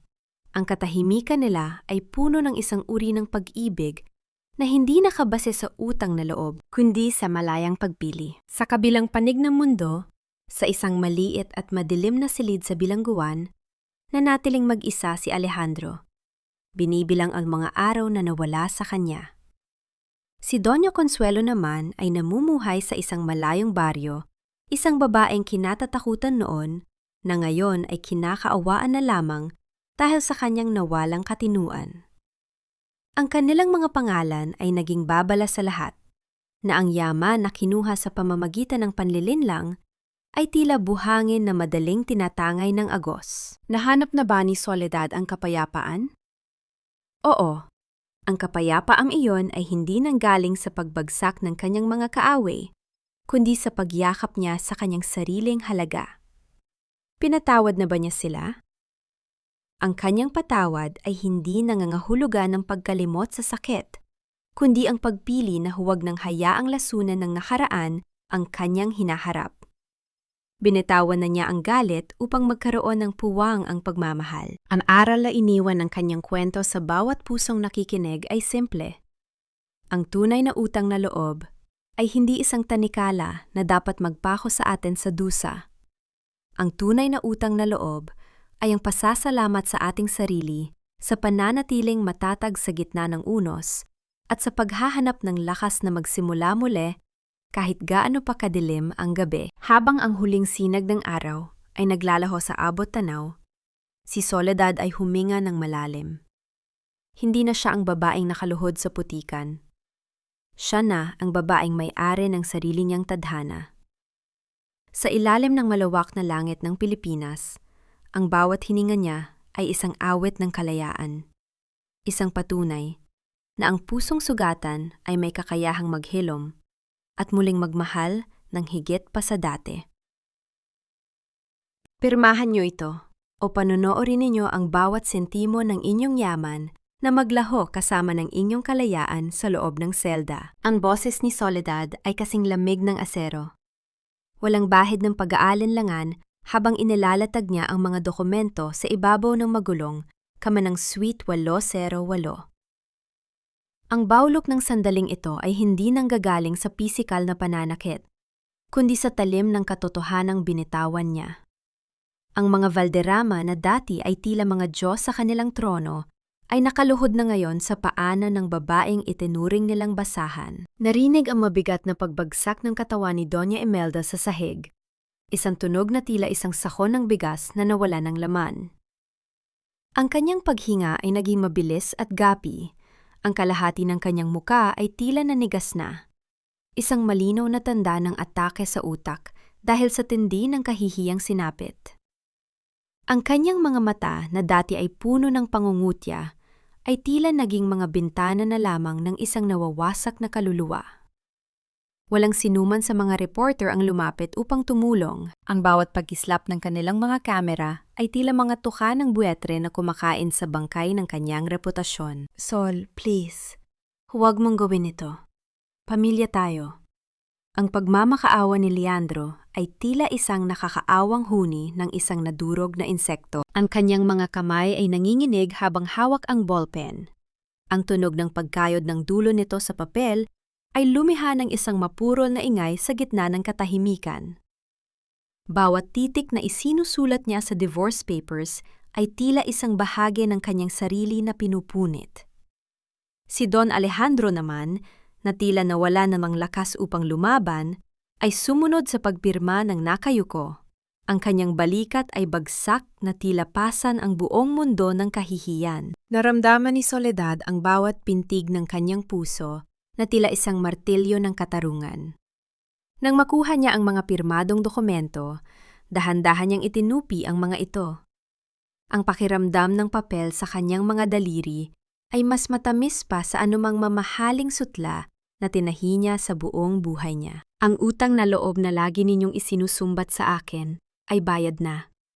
Ang buhay ng ina ko na iniligtas ninyo ay tinumbasan ko ng 5 taon ng pagiging alipin sa bahay na ito. Wala na tayong atraso sa isa't isa. Ang huling salita ni Soledad ay kasing bigat ng isang hatol na wala ng apela. Tumalikod siya at naglakad palabas ng silid. Hindi man lang nilingon ang mag-amang naiwan sa gitna ng kaguluhan. Ang bawat hakbang niya sa pasilyo ng hotel ay tila isang paglipad palayo sa isang madilim na bilangguan. Ang hangin sa labas ng Grand Plaza ay tila mas sariwa, mas malinis, at puno ng amoy ng bagong simula. Sa loob ng kanyang sasakyan, Nandoon si Nana Bining, yakap-yakap ang kanyang anak. Ang tunog ng mahinang hilik ng bata ay tila isang himig ng tagumpay para kay Soledad. Niyakap niya ang kanyang anak ng mahigpit. Ang kanyang mga luha ay sa wakas ay pumatak na. Hindi dahil sa sakit, kundi dahil sa ginhawa. Ngunit sa gitna ng kanyang paglaya, isang anino ng pag-aalala ang dumaan sa kanyang isipan. Ang mga Valderrama ay tumba na, ngunit ang mga sugat na iniwan nila sa kanyang pagkatao ay malalim pa sa dagat. Paano niya itatayo ang isang bagong buhay mula sa mga abo ng kanyang nakaraan? At sapat na ba ang mga dokumentong ito upang tuluyan siyang maprotektahan mula sa pot ng mga taong nawalan ng lahat dahil sa kanya? Ang sikat ng araw na tumatagos sa bintana ng bagong gawang atelier ay tila isang malambot na haplos ng kalikasan, malayo sa malamig, at nakakasakal na liwanag ng mansyong Valderrama. Sa loob ng silid na amoy, sariwang tela at bagong pinturang kahoy, maririnig ang mahinhin at paulit-ulit na pag-ikot ng mga makina, isang himig ng produktibidad na nagbibigay ng pag-asa sa halip na pagod. Si Soledad ay nakatayo sa gitna ng silid, pinapanood ang 10 kababaihan na masayang nagbuburda. Sila ay mga babaeng katulad niya noon, may mga sugat sa puso, may mga utang na loob na tila tanikala, at may mga pangarap na pilit ibinaon sa limot. Ngayon, sa ilalim ng pamumuno ni Soledad, ang bawat tusok ng kanilang karayom ay hindi na para sa kapritsyo ng mga mayayaman, kundi para sa sarili nilang dangal at kinabukasan. Nabalita ni Soledad ang kinahinatnan ng mga Valderrama mula sa mga pahayagan na nagkalat sa kalsada. Ang dating imperyo ay gumuho na parang kastilyong buhangin sa harap ng malakas na alon. Si Don Alejandro at Leandro ay nahaharap sa sunod-sunod na kaso ng malversation at fraud, habang ang kanilang mga ari-arian ay isa-isang kinukumpiska ng bangko. Ang mga taong dati ay humahalik sa kanilang mga yapak ay sila na ngayong unang bumabato ng pangumutya. Si Doña Imelda naman ay nananatili sa isang tahimik at abandonadong bahay kalinga. Ang kanyang katawan ay tila naging isang bilangguan ng sarili niyang mga alaala. Hindi na makapagsalita at hindi na makapang-api. Ang bawlok ng karma ay tahimik ngunit matindi.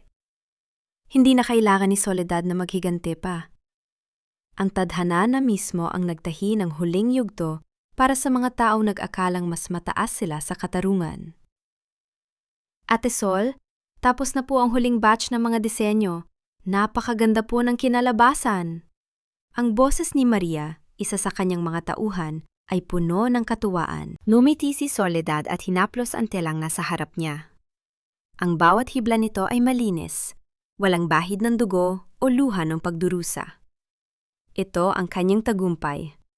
Isang tagumpay na hindi kinuha sa pamamagitan ng pananamantala, kundi sa pamamagitan ng talino at tiyaga. Sa labas ng atelier, narinig ni Soledad ang masayang tawag ng kanyang anak. Ang tunog ng pagtakbo ng bata sa ibabaw ng damuhan ay tila isang musika na nagpapagaan sa kanyang kalooban. Lumabas siya at sinalubong ang bata, na may dalang isang maliit na bulaklak na pinitas mula sa harden. "Mommy, look! It's for you! Kasing ganda ng mga tahi mo!" sabi ng bata. Ang kanyang mga mata ay nagniningning sa pagmamahal. Naramdaman ni Soledad ang isang mainit na bugso ng emosyon sa kanyang dibdib. Sa loob ng maraming taon, akala niya ay kailangan niyang manahin ng pasensya upang mabuhay. Ngunit ngayon, alam na niya na ang tunay na sining ay ang pagtahi ng sariling kaligayahan sa ibabaw ng mga abo ng nakaraan. Habang pinagmamasta niya ang paglubog ng araw, ramdam ni Soledad ang isang malalim na katahimikan. Ang tracker na dating nakakabit sa kanyang bag ay wala na. Ngunit ang direksyong tinatahak niya ngayon ay mas malinaw pa sa sikat ng buwan. Wala na siyang kailangang patunayan sa sinuman. Siya ay si Soledad. Isang babaeng malaya, isang ina, at isang mananahi ng sarili niyang tadhana. Ngunit sa kabila ng lahat ng tagumpay na ito, isang maliit na bahagi ng kanyang puso ang nanatiling nagtatanong. Sapat na ba ang distansyang ito upang tuluyan ng makalimot? O ang aninuba ng nakaraan ay sadyang bahagi na ng bawat hibla ng kanyang pagkatao, naghihintay lang ng tamang sandali upang muling magparamdam. Ang pinakamalakas na sigaw ng paglaya ay hindi naririnig sa galit, kundi sa katahimikan ng isang pusong wala nang hinanakit. Ang bulong na iyon ni Soledad ay tila isang panalangin habang pinagmamasdan niya ang kanyang sariling refleksyon sa malawak na salamin ng kanyang opisina. Hindi na ang babaeng may malalim na itim sa ilalim ng mga mata ang nakikita niya, kundi isang babaeng ang bawat guhit sa muka ay nagsasalaysay ng kwento ng pagbangon. Ang kanyang atelier na tinawag niyang Sol's Thread of Hope ay naging higit pa sa isang negosyo. Ito ay naging isang santuwaryo ng mga pangarap na tinahi mula sa mga pira-pirasong paggawasak. Narinig ni Soledad ang mahinang pag-usad ng pinto ng kanyang opisina. Pumasok si Nana Bining, bitbit ang isang tray ng mainit na tsaa. Ang bawat hakbang ng matanda sa ibabaw ng makinis na sahig ay lumilikha ng isang mapurol na tunog na nagpapakita ng kanyang pagod, ngunit masayang disposisyon. Inilapag ni Nana Bining ang tsaa at dahan-dahang iniabot ang isang luma at lukot na sobre. Hiha, dumating ang sulat na ito mula sa correctional facility, galing kay Leandro. Ang boses ni Nana Bining ay puno ng pag-aalangan. Naramdaman ni Soledad ang isang bahagyang kirot sa kanyang dibdib. Ngunit hindi na ito ang sakit na nakakamatay. Ito ay tila isang kagat lamang ng langgam sa gitna ng isang malawak na kagubatan. Binuksan niya ang sobre. Ang sulat ay puno ng mga bura at bakas ng mga natuyong luha. Doon, humihingi si Leandro ng tawad. Hindi para sa pamilya, kundi para sa isang pagkakataong makita ang kanilang anak. Sinabi rin nito na ang kanyang ama, si Don Alejandro, ay namatay na sa loob ng bilangguan dahil sa pneumonia at pangungulila. Naramdaman ni Soledad ang pagkawala ng bigat sa kanyang mga balikat. Ang baulok ng put na matagal na niyang dinala ay tila dahan-dahang natutunaw. Sa pagkakataong ito, hindi niya naramdaman ang saya sa pagbagsak ng kaaway. Ang naramdaman niya ay isang malalim na awa para sa mga taong nag-akalang ang ginto ay sapat na upang protektahan sila mula sa kanilang sariling kadiliman. Hindi na kailangang sumagot, Nana. Ang katahimikan ko ang magiging pinakamalinaw na tugon sa kanya, sabi ni Soledad habang inilalagay ang sulat sa loob ng isang drawer na hindi na niya muling bubuksan. Kasunod nito, narinig niya ang tunog ng isang sasakyan na huminto sa tapat ng kanyang atelier. Hindi ito ang nakakatakot na tunog ng SUV ni Leandro noon, kundi isang maayos at mapayapang paghinto. Isang lalaki ang bumaba, si Gabriel, ang abogado na tumulong sa kanya sa lahat ng legal na laban at ngayon ay naging malapit na kaibigan ng kanyang pamilya. Sol, handa na ba ang barong na pinagawa ko para sa fundraising gala? Ang boses ni Gabriel ay puno ng init at respeto. Habang inilalabas ni Soledad ang barong, nagawa sa pinakamahal at pinakamalinis na hebla ng pinya, naramdaman niya ang isang kuryente ng katuwaan. Ang barong na ito ay hindi na para sa isang taksil, kundi para sa isang taong naniniwala sa kanyang kakayahan. Sa pag-abot niya ng damit kay Gabriel, nakadampi ang kanilang mga daliri. Isang simpleng haplos na nagpadaloy ng isang kakaibang init sa buong katawan ni Soledad.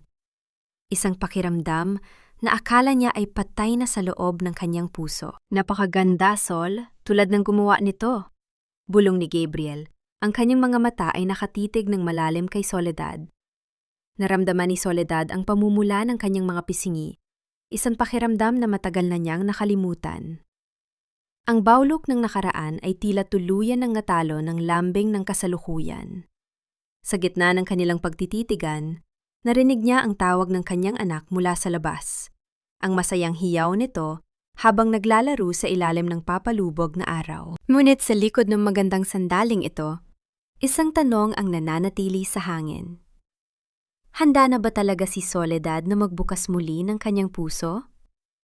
At ano ang magiging reaksyon ng mundo kapag nalaman nilang ang mananahi ng mga luha ay natuto na ring manahi ng sarili niyang pag-ibig? Ang cliffhanger ng kanyang buhay ay hindi na tungkol sa panganib, kundi tungkol sa posibilidad ng isang bagong bukas na hindi na dinidiktahan ng mga Valderrama. Ang banayad na paghampas ng mga alon sa pampang ng Boracay ay tila isang oyayi na nagpapatulog sa mga mapapait na alaala ng nakaraan. Sa ilalim ng langit na kulay kahel at lila dahil sa papalubog na araw, ang buhangin ay tila mga kristal na yumayakap sa mga paang mataga na naglakad sa ibabaw ng mga tila bubog na pagsubok. Si Soledad ay nakatayo sa dalampasigan. Ang kanyang puting bestido, na gawa sa pinong koton, ay malayang sumasayaw sa ihip ng hanging dagat. Wala na ang mga mabibigat na alahas, wala na ang pilit na ngiti. At higit sa lahat, wala na ang pakiramdam na bawat kilos niya ay may nakabantay na mata. Sa dikalayuan, narinig niya ang masayang tawa ng kanyang anak na si Theo. Ang tunog ng pagwisik ng tubig habang naglalaro ang bata ay ang pinakamagandang musika na narinig ni Soledad sa kanyang buong buhay.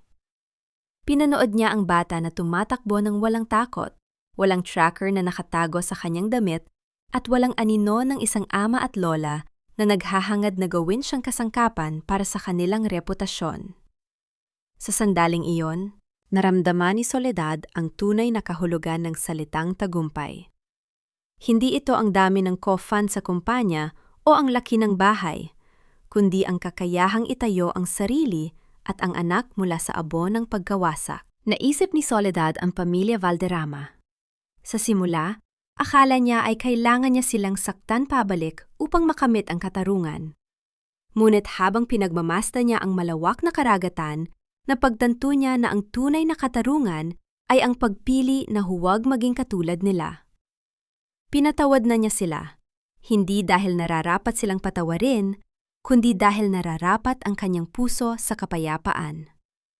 Ang galit ay isang mabigat na sinulid na nagbubuhol sa tao sa kanyang nakaraan, at pinili ni Soledad na gupitin ang sinulid na iyon upang makapaghabi ng bagong simula. "Mommy, look! I found a perfect shell!" Sigaw ni Theo habang patakbong lumalapit sa kanya. Yumuko si Soledad at kinuha ang maliit at puting sigay mula sa kamay ng anak. Hinaplus niya ang buhok ng bata, ramdam ang lambot nito at ang amoy ng dagat at kalayaan. Ang baulok ng nakaraan ay tila naging isang malabong panaginip na lamang, isang bagyong lumipas na nag-iwan ng mas matibay na pundasyon para sa kanyang pagkatao. Natutunan ni Soledad na ang utang na loob ay hindi dapat nagiging tanikala. Ang tunay na kabutihan ay hindi naghihintay ng kapalit na kaluluwa. At higit sa lahat, ang isang babae, gaano man siya ituring na hamak na mananahi, ay may kapangyarihang hubugin ang sarili niyang tadhana kung meron siyang sapat na tapang na bitawan ang mga bagay na pilit siyang binabali. Sa kanyang tabi, naramdaman niya ang presensya ni Gabriel. Hindi ito nagsalita, ngunit ang paraan ng pagtayo nito sa kanyang tabi na tila isang pader na handang magprotekta, ngunit marunong rumespeto sa kanyang espasyo, ay sapat na upang malaman ni Soledad na hindi na siya mag-iisa sa pagharap sa mga susunod na kabanata ng kanyang buhay. Ang bawat hibla ng kanyang bukas ay hindi na bordadong luha, kundi bordadong pag-asa na nagniningning sa ilalim ng bawat pagsikat ng araw. Huminga ng malalim si Soledad, nilalasap ang alat ng dagat at ang tamis ng kalayaan. Ang huling sinulid ng kanyang lumang buhay ay tuluyan na niyang naisara. At sa pagpikit ng kanyang mga mata, ang tanging nararamdaman niya ay ang tibok ng kanyang puso. Isang pusong hindi nabihag, kundi isang pusong malaya nang tumibok para sa sarili niyang pangarap. Ang huling yabag ng mga alon sa dalampasigan ay tila isang banayad na bulong na sa wakas. Ang bawat hibla ng pagdurusa ay napalitan na ng sinulid ng kapayapaan. Mga mahal kong tagapakinig, mula sa kailaliman ng aking puso, maraming salamat sa pagsama sa akin sa mahaba at madamdaming paglalakbay na ito ni Soledad. Habang hinahabi ko ang bawat tagpo sa kwentong ito, lalo na noong sandaling nakabulagta si Soledad sa madilim na bodega, Sugatan ang mga daliri sa pagtahi ng barong para sa asawang palihim na nagkakabit ng tanikala sa kanya, hindi ko mapigil ang mapaluha. Ramdam ko ang bigat ng bawat buntong hininga at ang pait ng bawat pagkakanulong tila walang katapusan. Ang nobelang ito ay hindi lamang isang kwento. Ito ay isang pagninilay at pagsisikap na bigyang boses ang bawat babaeng tila nakakulong sa isang bordadong hawla ng obligasyon at utang na loob. Ang buhay natin ay parang isang mamahaling tela. Minsan, sa kagustuhan nating makabuo ng isang magandang disenyo para sa iba, nakakalimutan nating ang sarili nating karayom ng katotohanan, ang siyang dapat nating gamitin upang itahi ang sarili nating kaligayahan. Huwag nating hayaang ang ibang tao ang humawak ng gunting na puputol sa ating mga pangarap. Sa inyong palagay, sapat na ba ang naging kapatawaran ni Soledad sa kanyang sarili upang tuluyan niyang malimutan ang sakit na idinulot ng mga Valderrama? O may bahagi pa kaya ng kanyang puso na habang buhay na magdadala ng pilat ng nakaraan? Habang pinakikinggan ninyo ang huling bahagi ng ating kwento, nasaan kaya kayo ngayon? Marahil ay abala sa pagluluto ng hapunan para sa pamilya, nagtutupi ng mga damit, o baka naman ay nagpapahinga matapos ang isang nakakapagod na araw sa trabaho. Sana ay ibahagi ninyo sa comment section ang inyong mga saloobin at kung anong bahagi ng kwento ang pinakaantig sa inyong mga puso. Ang inyong bawat like at share ay nagsisilbing lakas upang patuloy tayong makapagbahagi ng mga kwentong nagbibigay inspirasyon at pag-asa. Nawa ibaunin ninyo ang tapang ni Soledad sa bawat hamon ng inyong buhay. Tandaan ninyo, kayo ang may hawak ng disenyo ng inyong sariling tadhana.